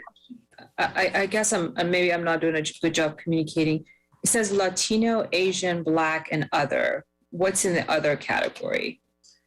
So the other is anything else that folks are not under Asian, Latino, or Black. It could be Hawaiian Pacific Islander. It could be Native American. There's like a longer list, but if we were to draw a Voting Rights Act district, it would be Asian, Black, or Latino, because to draw a Voting Rights Act district under Section 2, you have to have 50% plus of a population in a district. And so the only ones that would have 50% plus in the state of California would be those three ethnicities and those three groups. I see. Okay, so, but and we don't distinguish white ethnicity? There is in the other. Yeah, to draw a Voting Rights Act district, it's based on majority minority population, which white is not considered a minority population. Okay, I appreciate that. I wasn't sure because there was no legend on the explanation of the other. Yeah, and I don't believe we've done, we do a redistricting 101 presentation when we begin the process, and I don't believe we've done that for you all yet. Yeah, it would be really helpful. I know some of us are more versed on this. Like I know maybe the board president is probably more versed, and other members of the ad hoc committee, I think it's Trustee Malauulu, but it would be great if we can all get the 101. Yeah, I will review. Marlene, I was, if it was a member of the staff, it wasn't myself, but I don't believe we've given a 101 presentation, or is that a part of the timeline moving forward? We did have an introductory presentation that laid some groundwork, but I think we can definitely share some materials with the trustees, as well as in anticipation of the December meeting the November meeting at which we'll be having draft maps. So I think we can do an abbreviated 101 with sharing of more in-depth materials prior to that meeting. Okay. But we have had an introduction from redistricting partners, as well as a presentation to our redistricting ad hoc committee, and we'll hear about that later in the agenda. We've done a redistricting manual, so we can have Kimmy work with you, Marlene, to distribute that. And that is it's a really long document. It's like 70 pages. It's good. It's good reading on all things redistricting. So if the board would like to dive into that or sections of it, we can definitely share that with staff. Thank you so much. And then we can share that as well. Thank you. Great. And just also to clarify, we are different from both the state and federal redistricting process and the city, especially the city of Long Beach. The other jurisdictions, I believe, are all at-large districts and don't have redistricting because they don't have lines to redistrict. And then the statewide commission does or independent commission does congressional lines, state senate, state assembly lines. County Board of Supervisors draw their own lines like us. And then City of Long Beach, this is the first time there was a ballot measure a year ago, to create independent redistricting, 2 years ago, create independent redistricting commission. So this is the first time City of Long Beach has a separate process and commission that will write their maps. And I think I learned about this at Long Beach City College about 25 years ago in my political science 100 class. Oh, wonderful. Redistricting. So, that's absolutely correct. Any board that has districts must go through this process every 10 years after the release of the US Census data, because the redistricting is based on representation, and we see where shifts are in population every 10 years. And absolutely, all of it's different across jurisdiction, it's different across states, cities, and there's different timelines. So that's, if folks who are listening want to be involved in another process, you can look at their websites or look at their deadlines, but we're excited to be here with the community college. Great. Well, thank you, Sophia. Thank you, Marlene.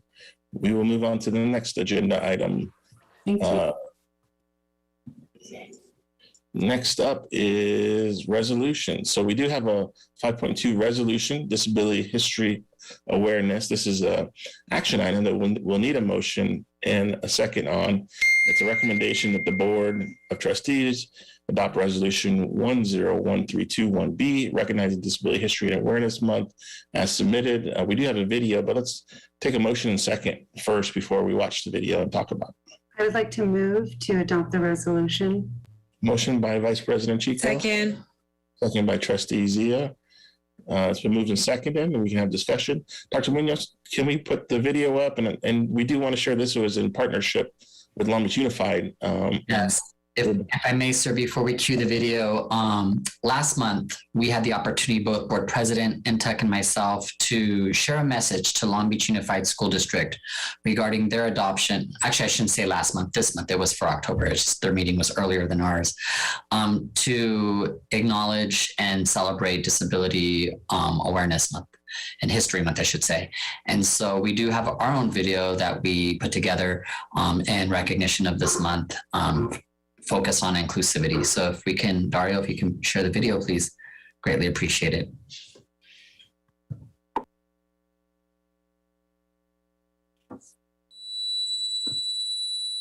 Not every disability can be seen.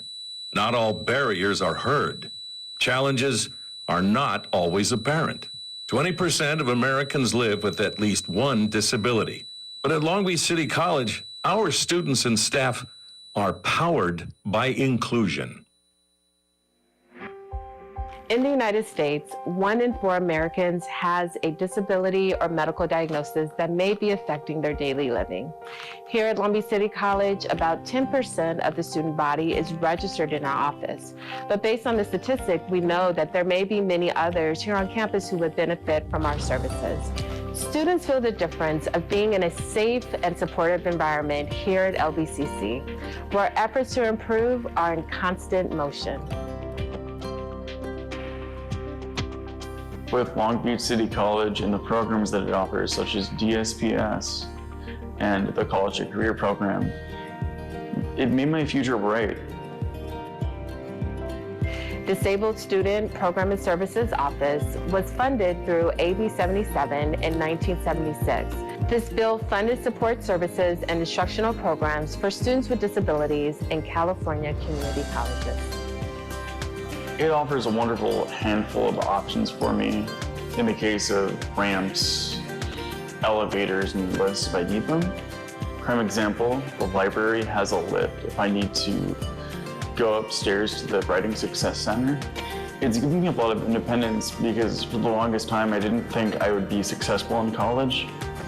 The Disabled Student Program and Services Office, often known as DSPS, has adapted through the years to support the revolution in learning technologies to support students with different abilities.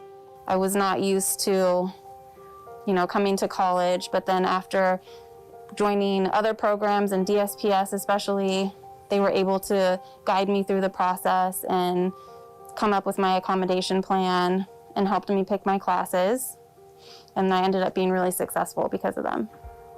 I have found that a good disability service office is very key, and that Long Beach City College, if you ask for it, they'll bend over backwards and even more and help you. A-M-E. I am typing this document. I lost my vision about 7 or 8, and so I've been using screen readers and Braille ever since. I've seen a lot of students with a lot of different disabilities come in. This is a program called Kurzweil 3000. It's primarily for students with learning disabilities, and it will read their books to them. It's great to see them graduate and see them succeed and move on to other colleges. When I graduate in June, I know that the real world, although scary and a little daunting at times, isn't going to slow me down.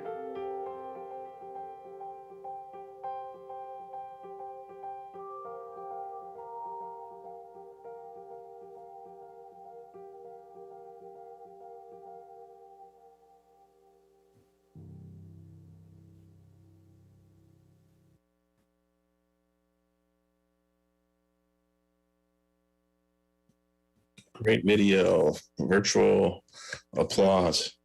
It's really great to highlight the services we have on campus. And I recall students that were differently able when I was a student transfer with me to Long Beach State. And it's good to see that folks matriculate. And this is part of our all student agenda that, this is a place for everyone to come and succeed. I do want to give a shout out to Dr. Juan Benitez, who initiated this with community members from his area and from the city, that we were able to present and give a video presentation at the Long Beach Unified School District's presentation. And he recently became board president this summer. And so this is one of his first actions that the school district adopted. Very similar, not identical, very similar resolution, but we did share a lot of content between the two resolutions. And so I really want to give Dr. Benitez a shout out and a thank you for the partnership and Long Beach Unified. And also City Councilwoman Mary Zendejas was also supportive, and she, is a historical trailblazer herself. I think the first City Councilwoman in a wheelchair in the West Coast, if not, definitely, no, California. Okay, California, I get up there. She's a historical figure. And so she The also. first Latina elected to office in the nation who is in a wheelchair. Okay, even bigger. So, and Mary is a great partner and friend of the college and education. And so it's great to be able to work with some of our other local elected officials to get this done. So thank you, Dr. Munoz, and thank you to the team that worked on putting the video together and seeing what the staff is doing and the technology and tools that we have out there to help our students succeed. We'll go to Vice President Chico. That was a beautiful video. I'm so happy to hear how closely we're now working with Long Beach Unified School District.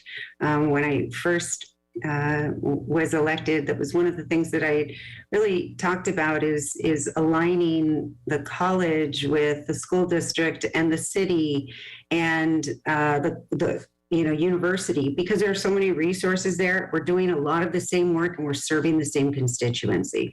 So I'm really, really happy to see that. I'd also like to acknowledge Jennifer Kumiyama, who is a student at Long Beach City College. She was actually, I hired her as my campaign manager because she was amazing. But she was the one making the phone calls. I got a call from her. I know she was calling Dr. Benitez. I'm sure she called you, Uduak. Jennifer was really behind the scenes activating everybody and providing us with the information about Disability Week. So I want to acknowledge her and her efforts as well. But great job all around. Thank you so much. Thank you. Trustee Zia. Thank you. I want to echo my colleagues' sentiment and comments. I'm so proud of our staff and our students. This is so awesome. When I first started on this board and elected in 2014, this was one of our challenge areas where students would constantly complain to me that they're not getting the support, some basic issues such as ramps and ADA accessibility, and making sure that we're really being supportive of our students and maximizing the support. And I'm so happy that we have a culture of care and under this leadership of our administration and great faculty and staff. So I want to give you big kudos. Also want to echo Vice President Chico's sentiments about Jennifer, absolutely, and Councilwoman Zendejas. Hopefully we can expand our support for our students and continue on this effort. And I will wholeheartedly support this resolution.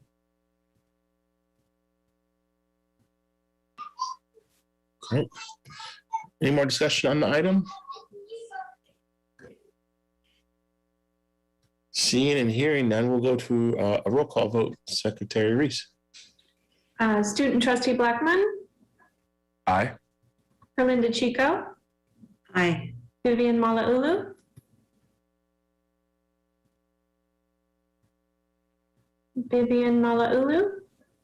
Trustee Malauulu messaged me and said she had to step away for a moment. Sure. Uduak Joe Intak, Yes. and Sunny Zia. Absolutely. All right. The resolution passes unanimously, and we will maybe we can get a copy sent over to some of our key stakeholders that help make it happen. We're now moving to item 5.3, which is also an agenda item. This is the resolution for Hispanic Latinx Heritage Month. This is an action item that we'll need a motion in a second on. And it's recommended that the Board of Trustees adopt resolution number 101321C, recognizing National Hispanic Latinx Heritage Month as submitted. Attached is a copy of the resolution. Is there a motion in a second? So moved. I got two. I got Vice President Chico with the motion. I'll go Trustee Zia with the second. Any discussion on it? Attached is a copy of the resolution. Dr. Munoz, do you want to speak to? I know I was there at the kickoff event at the beginning of the month. Yes, I would actually love to have Vice President Corral maybe say a few words as he kind of leads the area that's been coordinating a lot of the planning for Latinx Heritage Month. Great, sounds like a great idea. Thank you so much. The planning committee has done a wonderful job this month in organizing a list of events, and this resolution reflects some of the work that's been done by the committee. There's been programming designed for students, designed for staff, faculty, managers, that's really brought together the community and the college in ways that really help celebrate and promote the beautiful aspects of the culture that really form the tapestry of the Latino community. So I just want to give a big shout out to that planning committee, as well as Dean De La Torre, who is also helping provide leadership over the heritage programming. So it's been a wonderful collective effort, and just couldn't be more proud of the group of folks that have come together.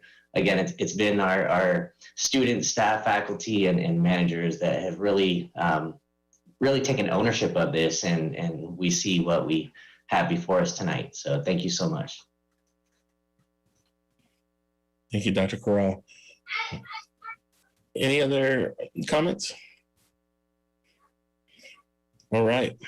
Seeing and hearing none, we'll go to a roll call vote. Student Trustee Blackman, Aye. Herlinda Chico, Aye. Vivian Malauulu. Makar is absent still. Uduak-Joe Ntuk Aye. and Sunny Zia. Aye. All right, the resolution is adopted. Moving to our next agenda item is 5.4, resolution on Filipino American History Month. This is also an action item. It's recommended the Board of Trustees adopt resolution number 10135521D, recognizing Filipino American History Month as submitted. Is there a motion in a second? So moved. Second. Motion by Vice President Chico, seconded by Trustee Zia. This is also, I think this is the second year in a row we're recognizing the Filipino American community. Dr. Munoz, anything to share? Just that we are very proud of our vibrant Filipino community at LBCC, both our students and employees. And so I think it's just a very important recognition to celebrate Filipino History Month. We do, during Asian Pacific Islander Desi Heritage Month, we do some extensive programming that does focus on Filipino heritage. But again, we felt like we'd be remiss to not recognize the significance of this month. Great. And I think for our students who read any of our resolutions, it's really a great short synopsis and history lessons of different laws and Filipino leaders, and just to be able to give the connection to Long Beach. I know it has a very large Filipino American community here, particularly in West Long Beach, but throughout the city. And so I'm glad we're able to recognize them this evening. Is there any other discussion? Seeing and hearing none, we'll go to another roll call vote. Secretary Reese. Student Trustee Blackman, Aye. Herlinda Chico, Aye. Vivian Malauulu. Recorder is absent. Uduak-Joe Ntuk, Aye. Sunny Zia. Aye. All right, the resolution is adopted. Thank you, everybody. We'll move now to item 5.5, resolution on LGBTQ History Month. This is an action item that will require a motion and a second. It's recommended that the Board of Trustees adopt resolution number 101321E, recognizing LGBTQ History Month as submitted. There's an attachment of the resolution on board docs. And this will need a motion and a second. So moved. Second. Moved by Vice President Chico, seconded by Trustee Zia. I know that we did have our first ever flag raising ceremony and event, but I want to say that was last month, but this is a multi-month. No? No, so that's Pride Month in June, and this is LGBTQ History Month and National Coming Out Day, which was 2 days ago on the 11th. But we did do the flag, was it a month ago? June. So it was actually the end of May because we did it for Harvey Milk. Oh, I'm getting COVID fog brain here. I feel like we just did it. Well, excellent. Dr. Munoz, any additional background to share with this resolution tonight? No, just again, I want to just commend the board for their spirit of inclusivity and recognizing and acknowledging LGBTQ History Month. I sent a very heartfelt and personal message to the campus on National Coming Out Day, which was October 11th, sharing a little bit about my own journey and my process for coming out. I thought it was important to, and that was the first time I've ever publicly done something like that at an institution at that level and campus-wide at least. And so I felt it was important to share that. So I just want to again thank the board for really being leaders on this issue and setting an example of inclusivity and just really uplifting all of our students. And so thank you. Great. And thank you for your leadership by example, Dr. Munoz. You know who we're going to touch or impact when you take actions like that. So thank you. Vice President Chico? So I actually just wanted to acknowledge Dr. Munoz for the same thing. I read that email and I already know your story, but it was incredibly important to share that story, and it takes a lot of courage still to share your story. And so I appreciate that. I've always said, and I will continue to say, how important representation is. And, you're a first in a lot of different ways. And so it's great to see you here. Thank you so much for sharing your story. I continue to hear from our community about how great you are, how impressed people are with you, and how you just fit right into the community. So keep up the good work because you're doing a really good job. Awesome. Anyone else?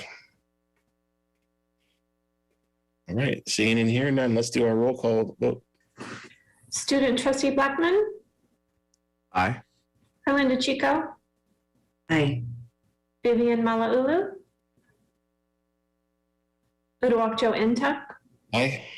and Sunny Zia. Aye. All right, the resolution is adopted.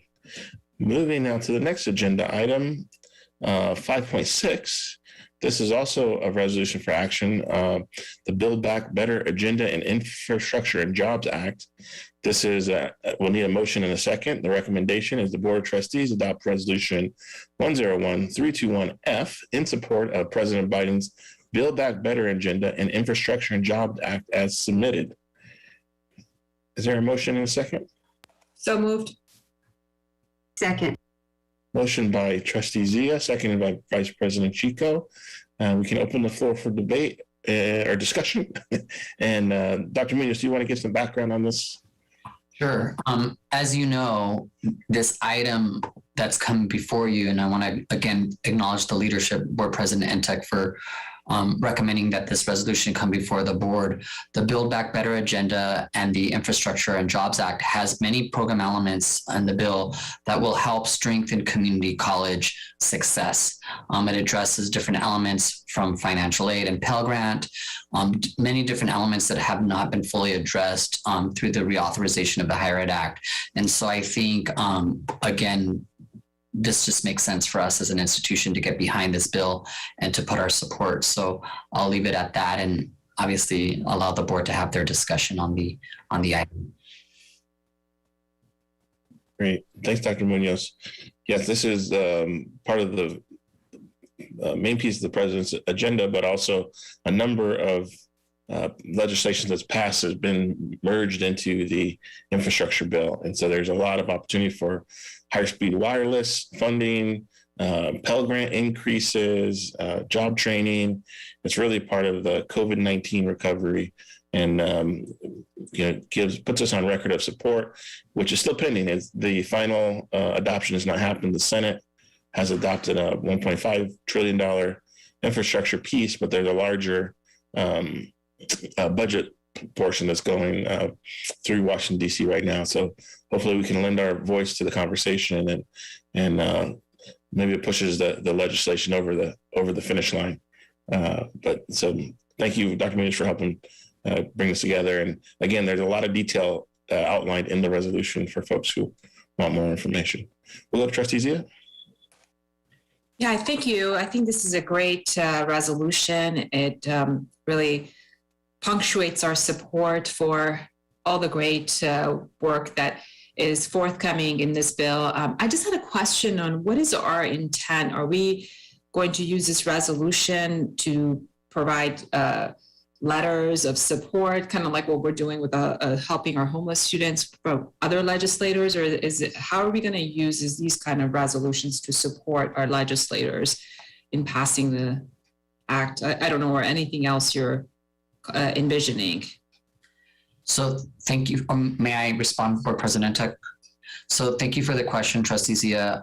So to start, in part, we were very much encouraged by AACC and other entities. There was kind of, I think, a real movement to get behind this bill for many of the reasons why Board President Entek mentioned that there's been some delays in the Senate for full adoption. And so we know that as a community college and the communities that we serve would really benefit from this. And so the kind of, I think, ask to us as a system and as a college itself is to consider really passing a board resolution that would allow us to then be able to pass that resolution on to our members so that can continue to strengthen the base of support around this legislation. So, I think one is it's just to Board President's point is that going on record as a college and as a board that you support this bill. And then also, like I said, for us to share that resolution with our local congressional members, passing that forward onto our state, not our state, but our U.S. senators, I should say. And so that this can be just an official record that as a college, we support these efforts. Great, thank you. Hopefully it will make an impact on the decision.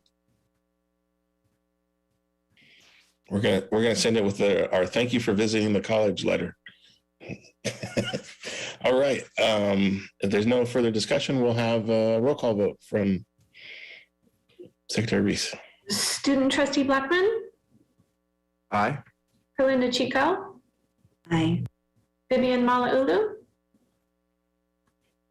Uduak-Joe Ntuk, Aye. and Sunny Zia. Aye. All right, the resolution is adopted. Thank you, everybody. We're going to now move to Section 6 consent agenda. This is an opportunity for many members of the board who would like to pull an item from the agenda to request it this time. And the consent agenda is our opportunity to adopt a number of items all in one fail swoop versus going through item by item. So at this time, anyone would like to pull any items? We have Trustee Zia. I'd like to pull items 6.3 and 6.12. All right. And from Michelle, who's tracking here, 6.3 is the purchase order ratification.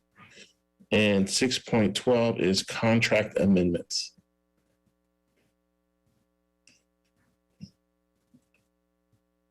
Were you able to capture that, Michelle? Give me just a minute. No problem. Every time I get in here, it's a little different. I'm not sure.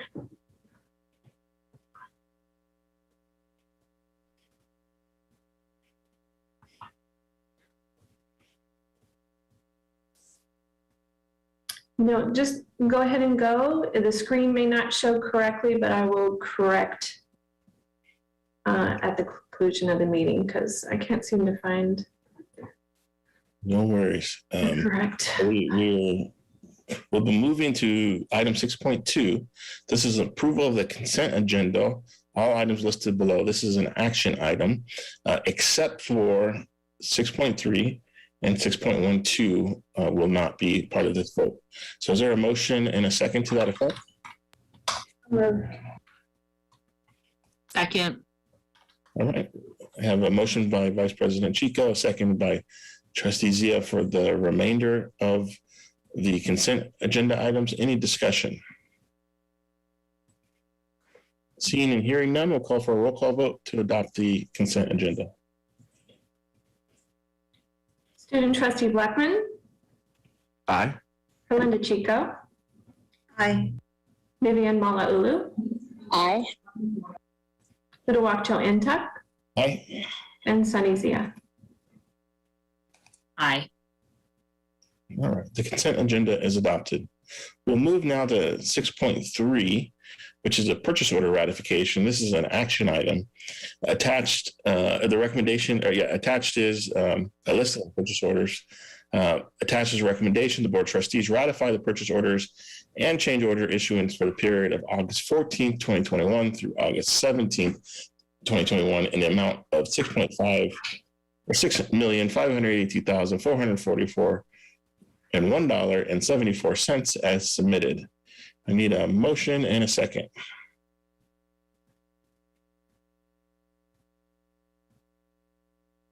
So moved. Motion by Vice President Chico.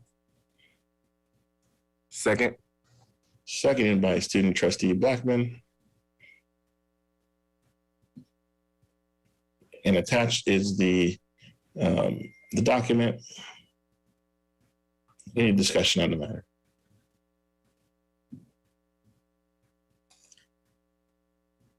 Yeah, I think you need a second from another trustee to be able to discuss. I'll give a second here to support Student Trustee to move to discussion on the item. I see Trustee Zia has her hand up. Yeah, I see legal expenses as previously, although I don't have a legal conflict of interest or have not been asked to recuse myself, out of abundance of caution, I'm going to abstain from this ratification given those expenditures that pertain to the litigation and investigation.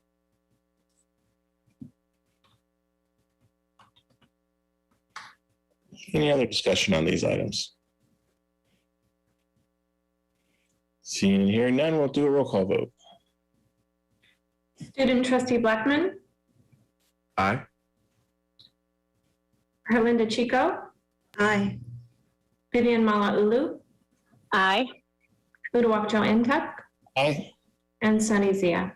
Abstain. The purchase order is ratified. Moving now to 6.12, contract amendments. This is also an action item. There's 4 attachments. The recommendation is the Board of Trustees authorize Vice President of Services or designee enter into and execute the bond contract amendment as submitted. This is an action item that I'll need a motion and a second on. So moved. Motion by Vice President Chico. Second. Seconded by Trustee Malauulu. We can now have discussion on this item. Trustee Zia. Yeah, this is yet again another amendment to the legal counsel, which grew from 20,000 to 602,000 with this latest amendment. Given that it's on the litigation investigation, from what I can tell, with this increase of $252,000, even though I haven't been asked to recuse myself on this item, out of abundance of caution, and again, like I've done before, I'm going to abstain on this vote.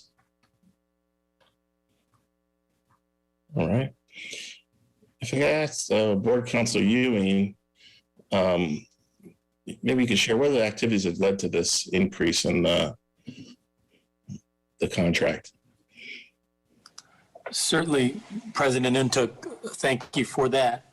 So, as you know, I provide counsel to the board and staff on a variety of matters, but the largest increase that you see here is due to investigation and litigation costs that the district incurred related to items on the agenda, earlier on the agenda discussed in closed session 1.4 and 1.5. That's the litigation titled Long Beach Community College District v. Trustee Zia. So the bulk of the increase is based on litigation related to those matters. Specifically, there was an anti-SLAPP motion that was brought by Trustee Zia. My firm and my partner defended against that action. The district was successful in that defense. And so, of course, there are litigation fees associated with that. There was an investigation that started in or about fall of 2019 related to the litigation. And of course, there's the ongoing litigation with respect to the agenda item I just mentioned, that was 1.4. Thanks for the update. Maybe for the students' purpose, what does anti-SLAPP mean? Certainly. So an anti-SLAPP motion is it's a motion based on a statute that says essentially when you're an elected or appointed official and you're carrying out your First Amendment duties or your duties for your constituents or for which you were elected, and articulating positions at public meetings such as this board meeting, it is a violation of your rights as an elected official or as an appointed official to silence you or to say you cannot articulate or you cannot express your views on a particular item that's on the agenda or something that's topical. In the litigation, so that's the nature, that's the essence of an anti-SLAPP. So it's a motion that's designed to give elected officials the freedom of speech and the latitude to express their views and opinions on matters of public concern at public meetings. And that matter was, I just want to clarify, this is a public record. There's nothing that's closed session. Correct. And that happened. And what did the judge ruled against the district? No, the opposite. It was the opposite. So the district brought an action to the action was to defend the district against an action saying an action by Trustee Zia, essentially saying that the conduct of the district was preventing her from exercising her First Amendment rights or her rights to express herself freely on matters of public concern. The district defended against that action and was successful. Thanks for the clarification on the lawsuit and what happened with the district. Yeah. All right. Any other discussion on the matter? Seeing and hearing none, we'll go to a roll call vote. Student Trustee Blackman, Aye. Perlinda Chico, Aye. Vivian Malauulu, Aye. Uduak-Joe Ntuk, Aye. Sunny Zia. Abstain. The motion is adopted. Moving to the next agenda item is Section 5. We're going to go, Section 7, Human Resources. And we're going to go to 7.1, the district initial bargaining proposal to CHI, full contract renewal. This was the item we had the hearing earlier in the meeting, but this is an action item that the recommendation that the Board of Trustees adopt the district's initial bargaining proposal to the certified hourly instructors, also known as CHI, as submitted, and it's Article 6 on evaluations for part-time instructors. Is there a motion and a second on this item? So moved. Motion by Trustee Malauulu. Second. Second by Vice President Chico. Any discussion on the matter? Seeing and hearing none, can we do a roll call vote? Student trustee Blackman, Aye. Herlinda Chico. Aye. Vivian Malauulu. Aye. Uduak-Joe Ntuk, Aye. and Sunny Zia. Aye. All right. A proposal is adopted. Moving to 7.2, the CHI initial bargaining proposal to district full contract. This is also an action item, and it's recommended that the Board of Trustees accept the initial bargaining proposal from the Certified Hourly Instructors, CHI, for a full contract renewal as submitted. And this covers Article 4, leaves, and Article 11, salary. And we'll need a motion in a second to adopt. So moved. Motion by Trustee Zia, Second. second by Vice President Chico. Any discussion on the proposal? Seeing and hearing none, we'll go to a roll call vote. Student trustee Blackman, Aye. Herlinda Chico. Aye. Vivian Malauulu. Aye. Uduak-Joe Ntuk, Aye. Sunny Zia. Aye. All right, the proposal is adopted. Moving to item 7.4, employment contract. This is a recommendation that the board adopt the employment contract for Marlene Drinkwine, Vice President of Business Services, as submitted from the dates of October 14, 2021 through June 30th, 2023, at an annual salary of $251,705 with health and welfare benefits and insurance. We'll need a motion and a second to adopt.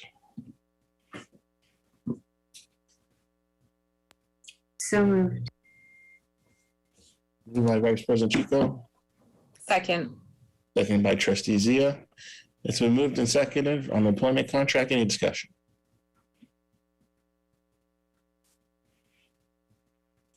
Seeing and hearing none, we'll take a roll call vote. And there's no student vote on this item. Herlinda Chico. Aye. Vivian Malauulu. Aye. Uduak-Joe Ntuk, Aye. and Sunny Zia. Aye. The contract is adopted. Congrats, Marlene. Moving on to 7.5. This is a reduction of classified service. This is an action item. It's recommended the Board of Trustees adopt resolution number 10132.1, reduction of classified services as submitted.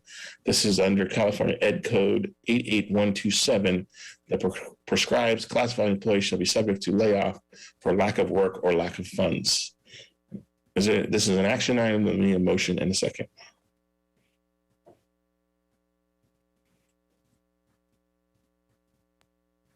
I'll make the motion. Motion from Vice President Chico, Second. seconded by Trustee Malauulu. Any discussion on the matter? Seeing and hearing none, we'll go to a roll call vote.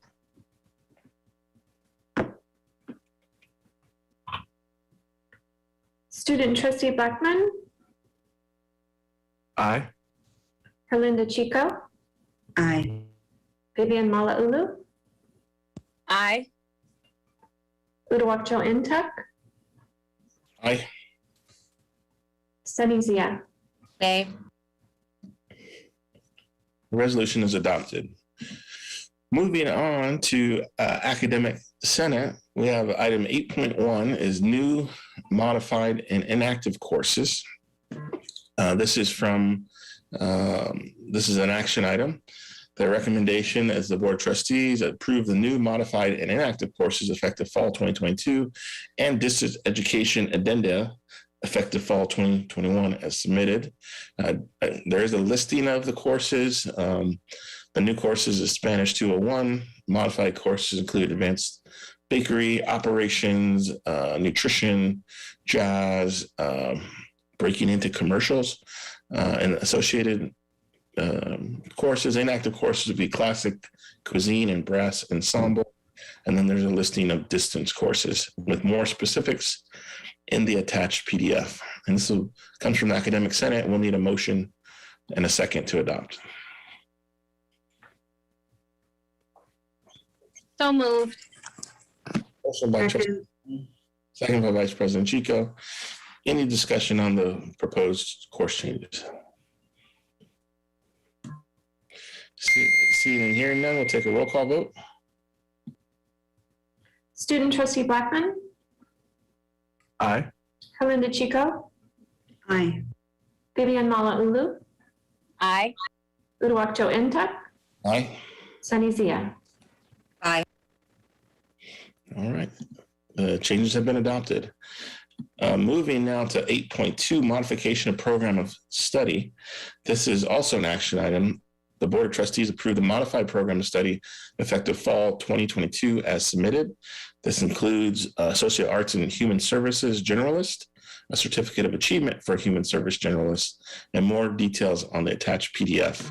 I will need a motion and a second to move forward. So moved. Motion by Trustee Malauulu, second by Vice President Chico. Any discussion on the matter? Seeing and hearing none, we can do a roll call vote.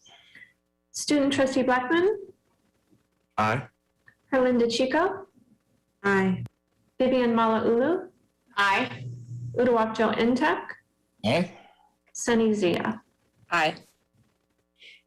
All right. The motion's been adopted and the program modifications have been approved. Moving now to our next section, academic affairs. We have 9.1, which is a listing of new and or revised board policy administrative procedures.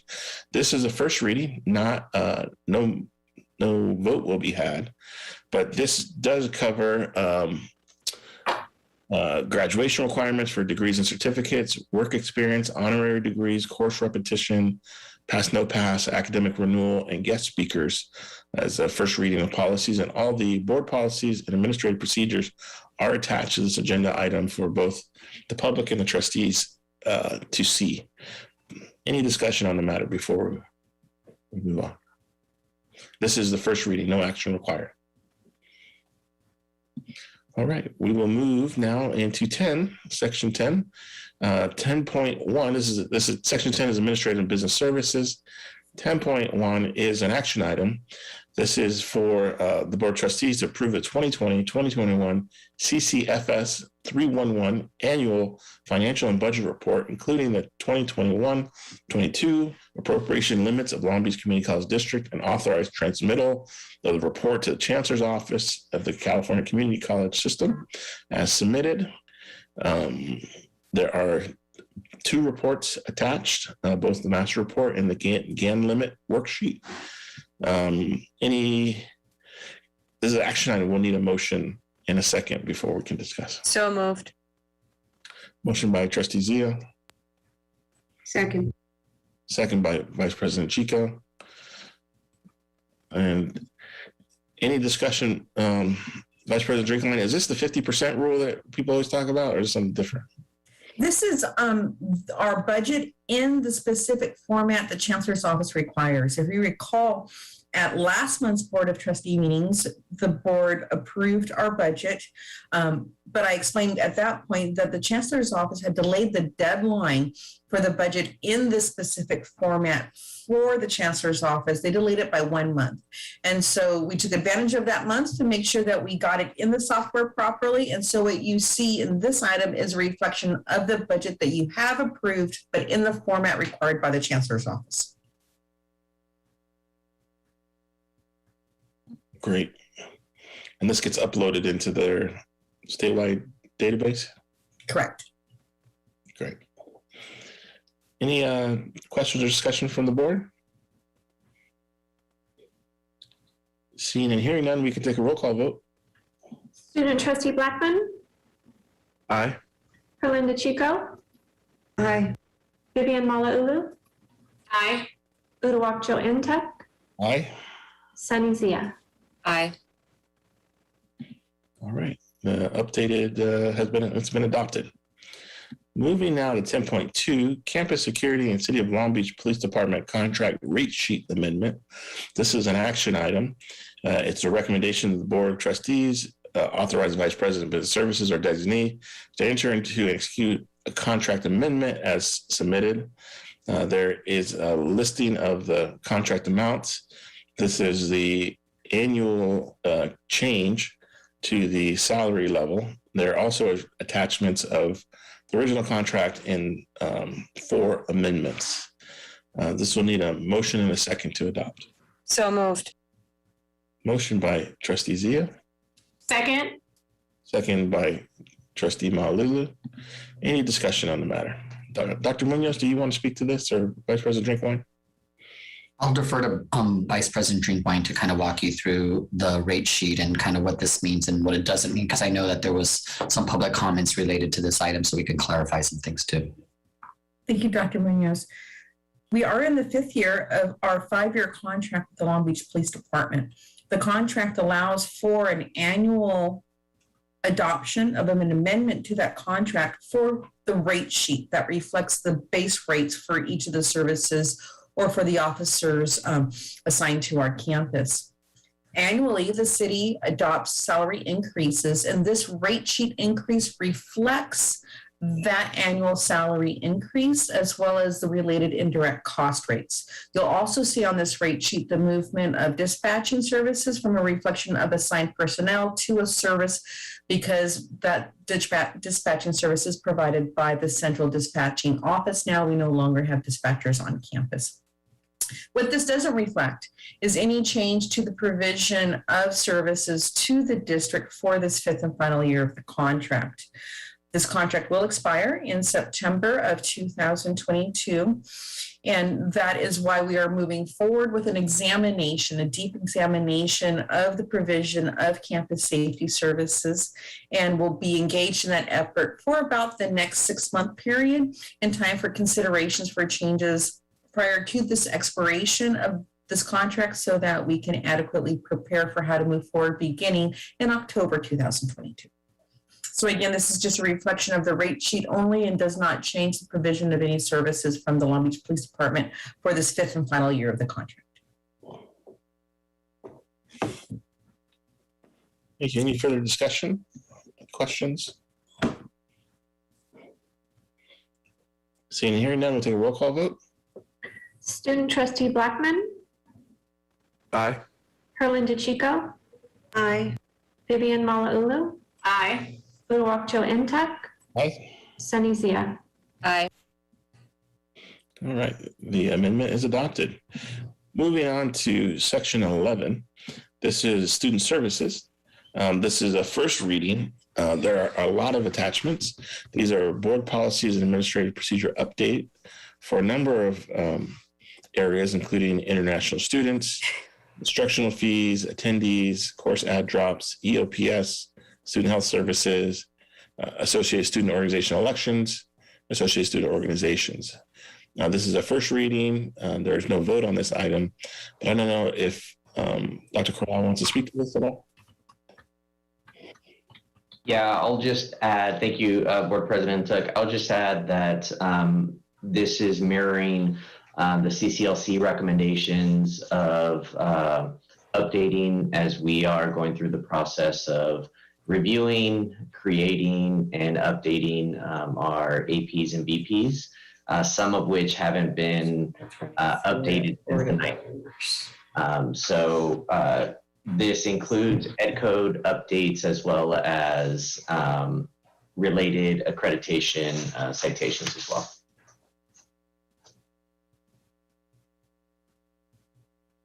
Great. Any other questions on these items? I do have somebody who's unmuted. I think we hear talking. Let's see. Any other questions? Seeing and hearing none, we'll move on. This is not for a vote, just an information item. All right, we are going to section 12, Board Trustee reports. We have 4 of us tonight, a 5-minute limit. Do we want to do rock, paper, scissors? Who's go first? Okay, Herlinda said no, so you get to go by default. Since you're engaged and on camera. Vice President Chico, do you have any updates for your board report today? I do not. I just encourage everybody to continue to be safe. get vaccinated. It's very easy. We have vaccination and testing on campus. It's really important for us to if we're going to move forward, we need people to really react and participate in this. And so hopefully people can go get vaccinated. Thanks. That's it. Thank you.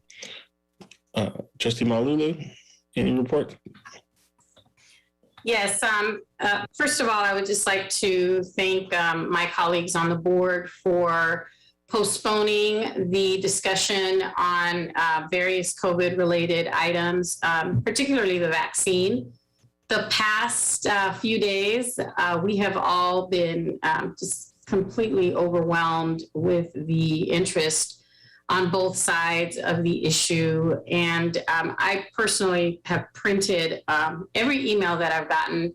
In fact, just to show you, these are the emails that I got today. I don't know if you can see this, but some of them have attachments which are pretty robust. And I need an opportunity to read through all of that, and it wouldn't be fair to our constituents to have a meeting and make a decision when, as of 7 minutes ago, I got another email. Of course, the public is welcome to opine on this issue up until the last minute, but if you really want us to take the time to review your submission, then we definitely need more time. So I'm grateful for our colleagues I believe it was Trustee Chico who really pushed for having more time. I spoke to Dr. Munoz and President Untuck on Monday about it, and again yesterday, but Trustee Chico, I think you're the one who really made it happen so that we could take the time that this issue deserves. So thank you for that. Having said that, I hope you're all well, and I do have some items that I'd like to report on. You know, it's not a secret how much we love Long Beach City College and how proud we are of all the work that everyone does, from Dr. Munoz and the executive administration down to just everybody who's a part of the wonderful things that we're doing. And there was no greater showing than on September 13th, when we hosted for the first time ever a sitting president of the United States. Just an amazing whirlwind of activity. I'm really grateful. I could name 1, 2, or 10 people, but it won't do any good because everybody just did an outstanding job. And we saw so many people really just digging in and doing a really amazing work on a short period of time. Like Dr. Munoz said in his report, a lot of moving parts in a short period. So thank you. With that, on September 15th, I attended the virtual Latinx kickoff. On Monday, the 20th at 8 o'clock in the morning, we had a public safety ad hoc committee. Trustee Untuck and I are on the ad hoc committee. The 21st and the 22nd, once again, you know, we just have an amazing community, and our employees, our staff, our communications team, our tech team, our facilities team, the Labor Center 1-year anniversary on the 21st, the Hall of Fame, finally, after 2 years, on the 22nd. And then on the 23rd, I popped into the Board of Governors meeting, and then right after, Melissa Infacino and I were part of a freight automation webinar. So just really grateful for all the things that are happening there. On the 30th, we had the Hispanic Heritage celebration. And then since then, there have been a lot of different ad hoc committee meetings. We've had a redistricting ad hoc committee meeting. We've had other meetings in the community involving redistricting, the Latino Cultural Center that presented at the City Council meeting yesterday. And I know Trustee Chico is working really hard on redistricting efforts for the Latino community. And then just in closing, to end my report, I just really want to commend how organized everyone has been in making sure that your voices are heard. I really appreciate the effort that has gone in, and I'm not just talking about COVID and the vaccine, but I'm talking about the return to campus. I'm talking about the service to our students. I'm talking about making sure that we have people on campus physically there to help anyone who might need it. So just really grateful for that. And I also want to commend Dr. Munoz, because I see you in the community, and I see the work that you're doing, representing LBCC with the NAACP in Long Beach, representing LBCC. Look at what you have been a part of with the automotive, and it's just so many things. I think the sky's the limit, and it just goes to show what happens when you have a good team. It goes to show when you have people that you trust, that you have confidence in, that you know will do the right thing for our faculty and our students. So thank you to everyone. I hope you're having an amazing kind of middle of the semester there. And we look forward to seeing you next week as we discuss some very important issues that affect all of us. Thank you. And I had time left. I was deliberately drawing it out because I saw the seconds counting. So I said, I'm going to keep talking. It's so funny because Ginny's not here. So I thought maybe I will run down my calendar because I mean, this is my job. I go to all of these events. So I feel funny saying, oh, I attended this and I attended that. It's my job. I get paid to do it. But yeah, I was like, Ginny's not here. I should take her spot. All right, let's go to Trustee Zia. I am not going to reiterate all the events I went to. I think it's already been mentioned. I do want to flag for everyone. I know Michelle sent an email. We have a fundraiser for our homeless students coming up on October 24th. I don't believe we've seen this board participate in the past, but it would be wonderful to see you there. It will be at a private home. So please do RSVP, and members of staff and community. This will help our homeless students scholarship fund through our foundation. And I'd really appreciate if you can continue to support our homeless students and to make sure that they're set up for success. Other than that, I just wanted to also echo Trustee Malauulu's points about the amount of comments we've received and input. I personally think it's very important that we have a more examined and deliberate approach and give enough time to flush out any concerns and follow due process. So I am also grateful for that and looking forward to an incisive dialogue next Thursday. I have received all your voicemails and emails to my cell phone. I appreciate that, and looking forward to having more discussions on the topic. I do want to just say that I had concerns from my constituents and some folks in the community that there's kids go to our community college district about the enforcement and the system snafu that happened with uploading their vaccine or their negative COVID testing. I am very upset about this. I talked to Interim Superintendent Munoz, and it seemed to be resolved right away, but it shouldn't reach that level. I want every student, every faculty, every staff to know I appreciate them notifying me of this issue. I'm confident and I'm hopeful that it will never happen again. I know our capable team got right on top of it. There was about 108 students who were impacted, 74 in LAC, and I believe 34 in PCC. That is not a statistics I like to hear. It's my understanding it was remedied once Dr. Munoz received my call shortly after. But let's prevent that. I know this is a new item that we're dealing with or trying to enforce, but if there's any issues, know that you guys can always call me. Anybody can call my cell phone and confidentially tell me, and I'll be right on it. And my cell phone number is 562-270-5017. You can call me anytime, as you have notified me in the past on issues akin to this.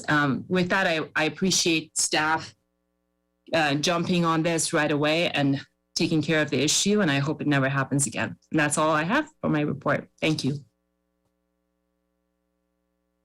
Oh, and I would like to ask President Intuk to adjourn the meeting in memory of Eric David, who recently passed away. He was a Citizens Oversight Commission member on our Bond Oversight Committee, and he recently passed away. He was also an electrical instructor and one of the youngest Holocaust survivors in our community. Sadly, he passed away on September 25th. Yes, we will add him to the adjournment tonight. And please make sure to shoot an email to Michelle so we get the correct spelling for the minutes. I already did. Thank you. Good job. All right, I will give my report.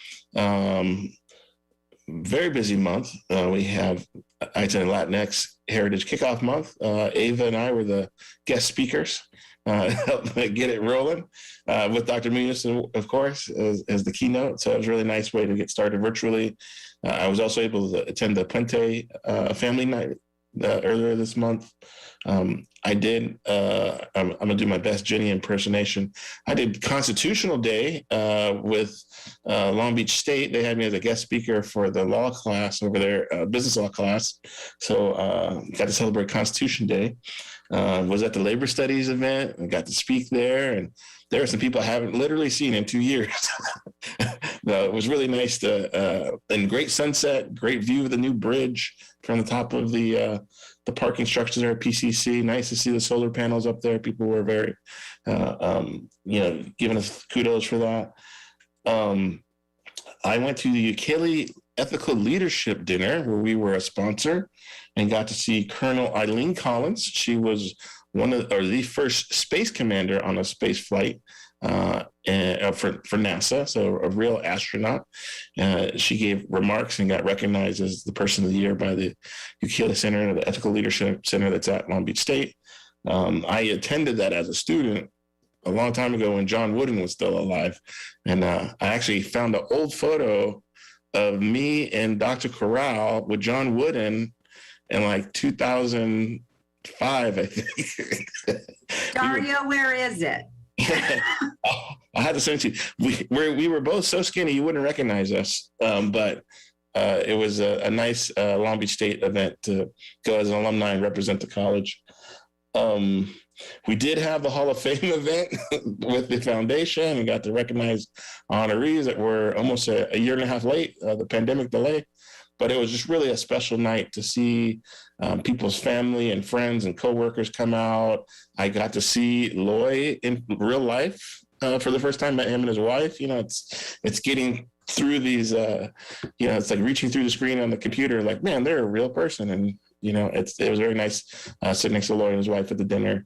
And it was really a good celebration of some of our trailblazers and local icons. I nominated Duke Sylvester as photographer, and he got recognized, and it was really nice and he's done so much for us, especially when we first did the Black History Month photo gallery, and then the Women's History Month photo gallery that he did, and we have the modern photos are like still up, I think, in the T building that Duke was able to provide for us. So it was great to see the variety of alumni skills and backgrounds. And then we did have 2 ad hoc committee meetings, which we'll talk about at the next agenda item. And then we're going to San Diego for the ACCT national conferences here in California. Well, some of us are already there. I think Trustee Blackman and Chico and Dr. Munoz, I think, is already in San Diego County. So I am still in LA County. So see you guys tomorrow. But a lot happened this month. It's really nice to get back on the chicken dinner circuit and start to see people again and have some time. I hadn't seen Suman in real life in like 2 years until the astronaut night. So it was really nice to be able to see some friends and familiar faces again. So that's all I have for this month. And we'll close out this agenda item for board reports. We move to the next item is board committee reports. I think Trustee Malou, I think you and I were on both. I don't know if you want to speak to, maybe we do redistricting first and talk about public safety. No, you're on mute still, Vivian. Sorry, either one. They were both good discussion meetings. With regard to the redistricting, I think it's really important to let the public know that definitely their input will be heard and in fact is welcome. And there is a timeline. If I'm not mistaken, is it this meeting or the next meeting where we're supposed to be getting a timeline of what we need because we're supposed to be hearing from the public? Was it this meeting or the November meeting? In November. So I think it was one of the agenda items you stepped away from earlier. We had the memo. We had somebody from district partners. She spoke to the updated timeline. We thought at one point we were going to have draft maps today. They're not ready yet, or the data is just now available. And that was one of the things at our committee meeting. We learned about a prisoner reallocation data amendment. There was a law 10 years ago that just because prisoners are in prison in like the Central Valley, that gave an overrepresentation to districts there versus they now use their last known address prior to being incarcerated. Right. And that has to happen statewide of a recalibration of the data. And that's state data that's overlaid with the federal data that comes in. So that was one of the things we talked about. And I think they said we had 20 to 30,000 people who were reallocated within our service area. Right, in our community college district. So that was one interesting thing. And then, I don't know if we can blur the lines here, but with the safety ad hoc committee meeting, one of the interesting things is we talked a lot about the Biden-Newsom rally and the protesters and an issue of safety with some of the attendees. And it was just unfortunate. The district really had very little to do with the actual planning of the event. It was all on the recall campaign, on the recall campaign, who basically just used our facility. So we did have a pretty lengthy discussion about some of the issues that transpired as a result of that. And there was a task force, there was a consultant in the meeting. So that was a really productive meeting, I believe. So thank you to everyone who participated in that. Yeah, I'll add on this morphed double committee update. It was interesting going with redistricting partners that we've had growth and our districts are off. We have to change our districts. We can't leave them as they are. Just on a high level, District 1 was overpopulated. District 2 has to grow. District 3 has to grow. District 4 has to reduce, and District 5 has to reduce. And so they're going to come forward with 3 versions of maps for us next month for us preliminary review. And then at that time, we're also going to be having a survey to hear from students and community members. And then we'll start to merge that together of what are people saying, what has changed, what are some of the proposals. But we'll have multiple meetings. It looks like we're going to have it on every agenda through February. So there'll be lots of time for discussion, review. And we did agree to do a virtual town hall. So that way that we can go over it again for the public. What is the census? What is redistricting? What does our data say? What are some of the options so that we can be very transparent and inclusive in the process? We talked about the California Voting Rights Act in the sense that it nominally applies to us because we already have districts. Those of you who are familiar with the history of Long Beach, there were no people of color on education boards prior to 1988 or one. I think there was one Asian American general at one point. But 1988 was when we had the first Latino school board member, the first African American school board member. It wasn't until redistricting also happened at Long Beach City College in the mid-90s that you had the first African American trustee in 96.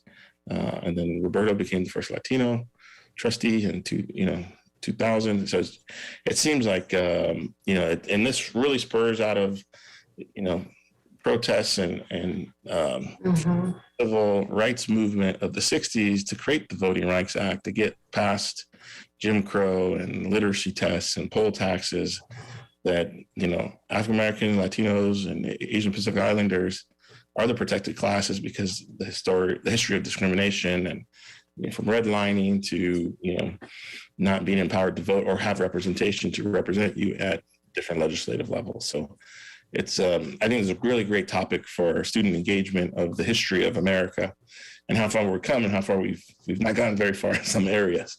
And so we had a good discussion on that. Well, President Enta, just to add on really quickly, in 2020, Area 4 got its first person of color representing them. So it's still, we're still constantly trying to strive for that. Right. And before redistricting, or before we went to districts and it was citywide at large, everybody lived next to each other over in East Long Beach as neighbors and represented the whole city. So, Trustee Z, I see your hand up, but give me a minute to finish the public safety update and I'll come back to you. And then on the public safety meeting, we had an opportunity to learn about the Academic Senate has created their own task force on public safety separate from our board ad hoc. And that's, I think it may be growing larger on the campus community, it sounds like. But we did get a briefing that is occurring, and we'll try to get an update when they're ready, because I think it's just started or kicked off this semester to get additional feedback. And there is they let us know that they would like to partner and work together on that, which we were very open to. And we also met with the CP21 consultant that is going to do a needs evaluation, public safety needs evaluation. What do we need now in 2021, 2022 going forward, especially with the contract, the current Long Beach PD contract expiring next year. So it's an opportunity for us to identify criteria, things we would like to see, additions, subtractions, mental health. Do we want more bicycle officers?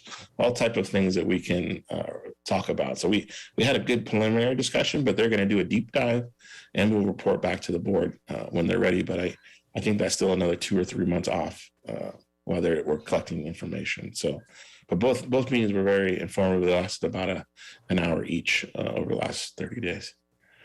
Trustee Zia has her hand up.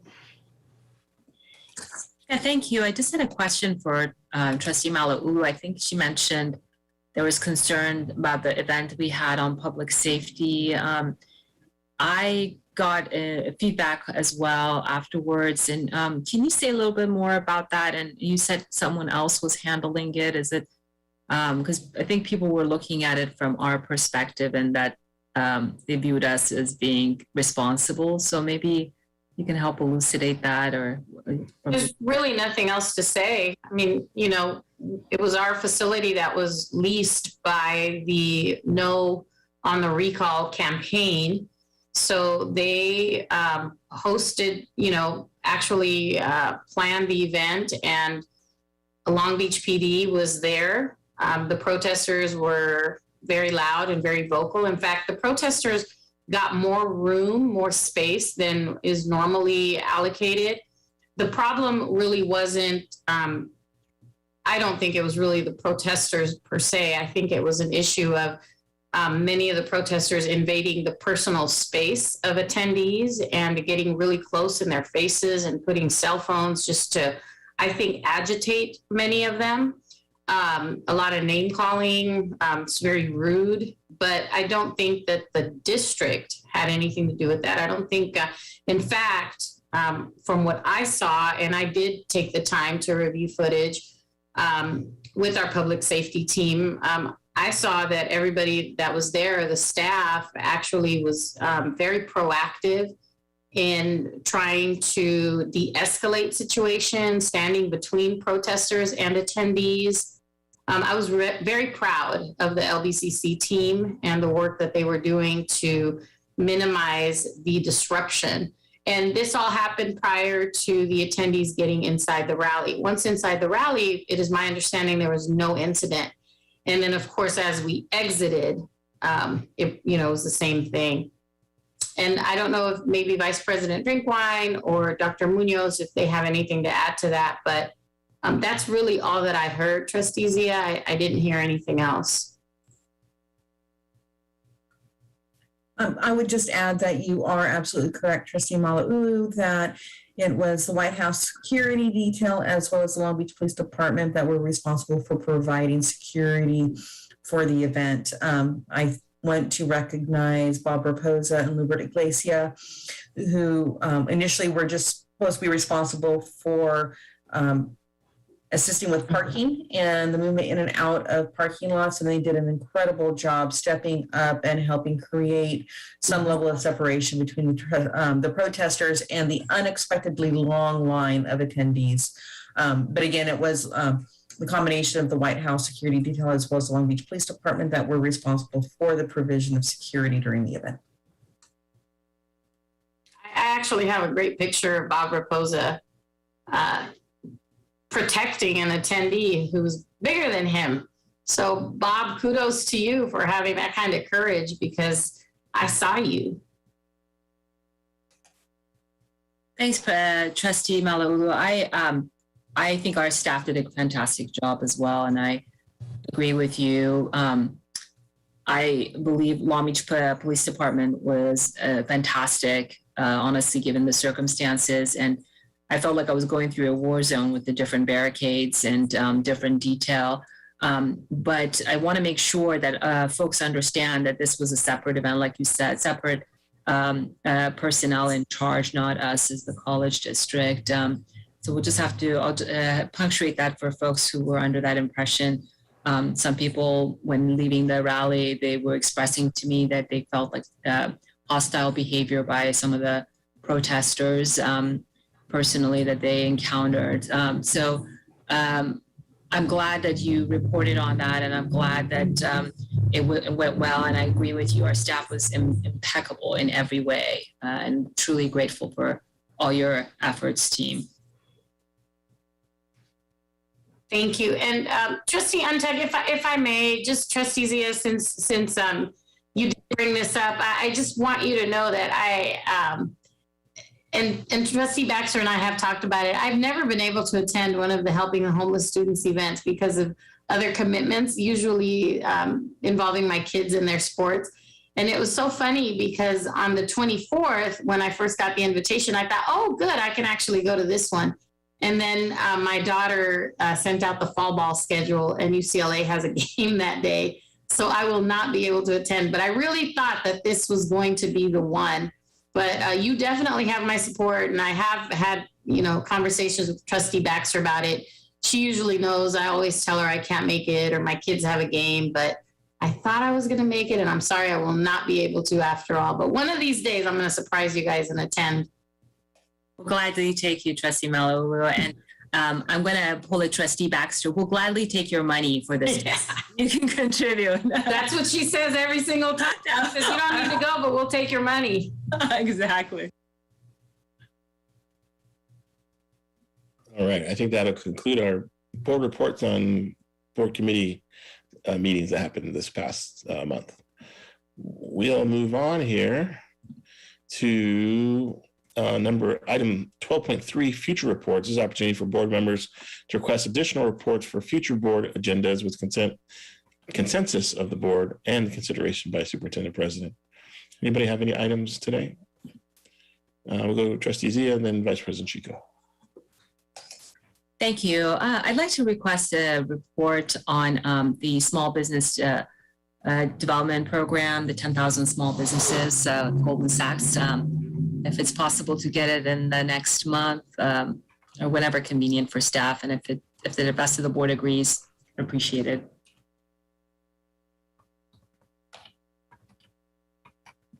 Vice President Chico.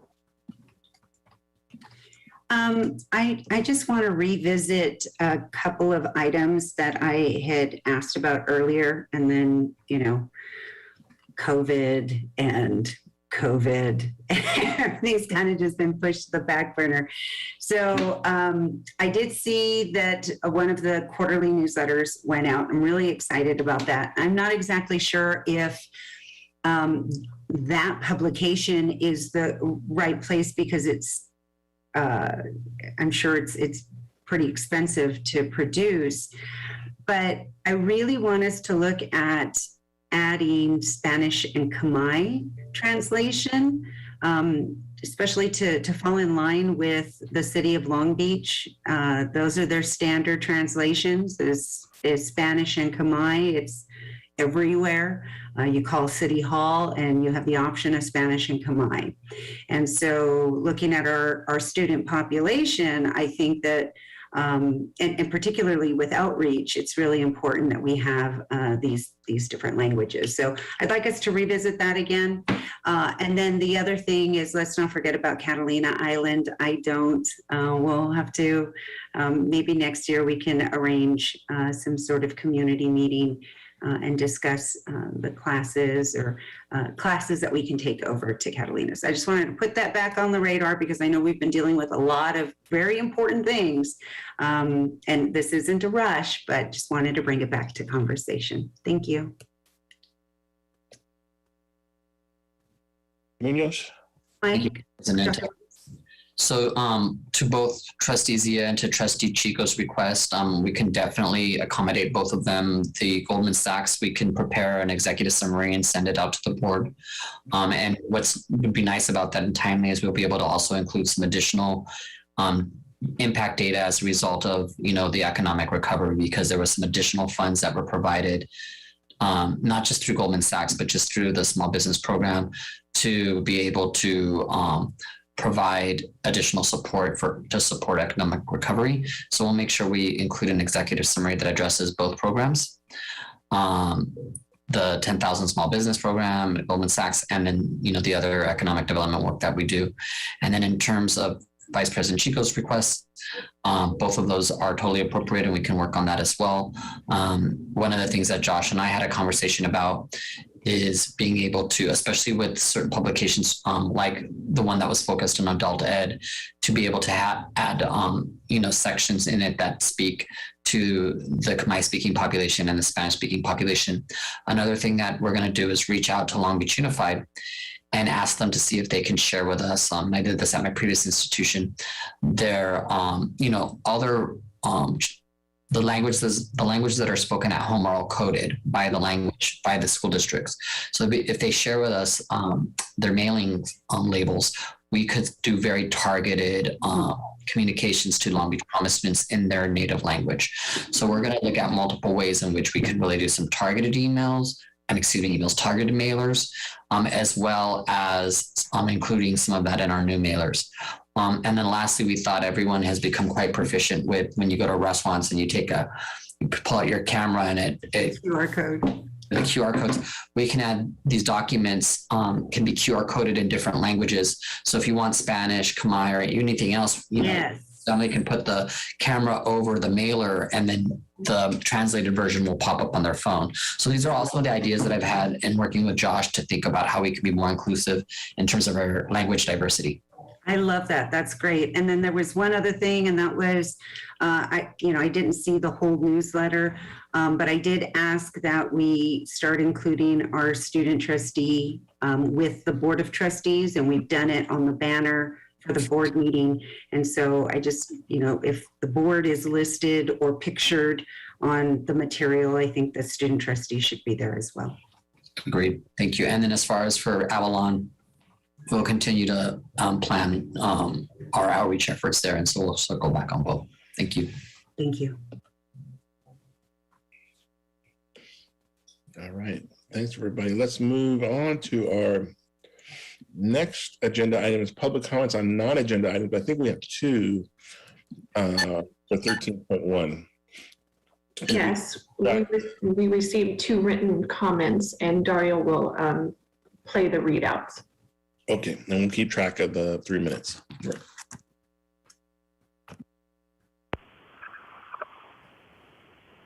Public comment from Catherine Murrin on non-agenda items. I have worked in the international department since 2015. It has been struggling before I even arrived, but has only gotten considerably worse. Some of it is outside issues such as the rhetoric of Trump administration and the pandemic. But more than anything, it is the lack of efficient management and campus stakeholder involvement. As you know, Long Beach is a desirable place to live and study, and we have less than 100 international students. This is a significant difference compared to Cal State University Long Beach, who has the most international students in the CSU system. These students are often ignored, and there has never been a satisfaction survey sent to these students in the years I have worked at LBCC, despite my urging. I have also identified inequities that unfairly target these students. For example, the past year, students residing abroad were denied from taking online classes because of a baseless claim made in our department that this was illegal. We also required these students to do a TB test before we evaluate their application, something not required by U.S. visa law and something that has been a challenge for international applicants to obtain during a global pandemic. I have tried many times to bring these inequities up, but to no avail from management. According to Jennifer Ramos, my position is being eliminated and due for a layoff. I am not fighting this because this is a toxic work environment for employees and the international students we supposedly serve. However, I beg in the wake of this to please take notice of these students. They are not being served in the way they should be. I urge you to develop a committee of various campus stakeholders and to speak with these students and learn about their experience at LBCC. Having worked at Cal State University Long Beach, I have no doubt that their international department would volunteer to assist in developing our international program. They know that more students at LBCC mean more students for CSULB. After this, I think you are going to learn that we need to do better with these students. If we are committed to diversity and equity, we can't ignore this population. Lastly, as this pandemic winds down, there will be a demand for more students to study, and you are ignoring a potential pot of gold in terms of revenue and internationalizing our campus. Please don't ignore this population anymore. But you will not be able to find solutions unless you are willing to take a long, hard look at the problems that exist.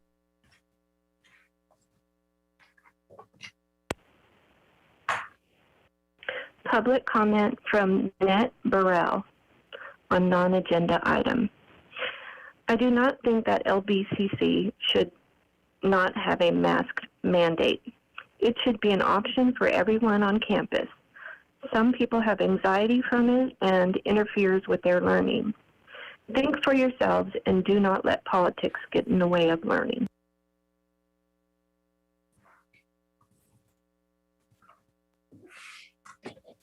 All right, thank you so much for the non-agenda item public comments. We're going to move to section 14. We will not have a second closed session agenda item this evening, so there'll be no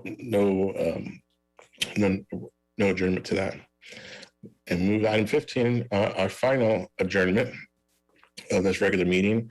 Our next regular scheduled meeting of the Board of Trustees will be November 17th, 2021. Closed session starting at 4:30, open session starting at 5:30. However, our next meeting will be a special meeting next Thursday, October 21st at 5:30 p.m. It'll be a virtual meeting, and it'll just have open session. And we will adjourn tonight in the memory and memorial of Eric David, who recently passed away from our campus community. And if we could take a moment of silence to remember him.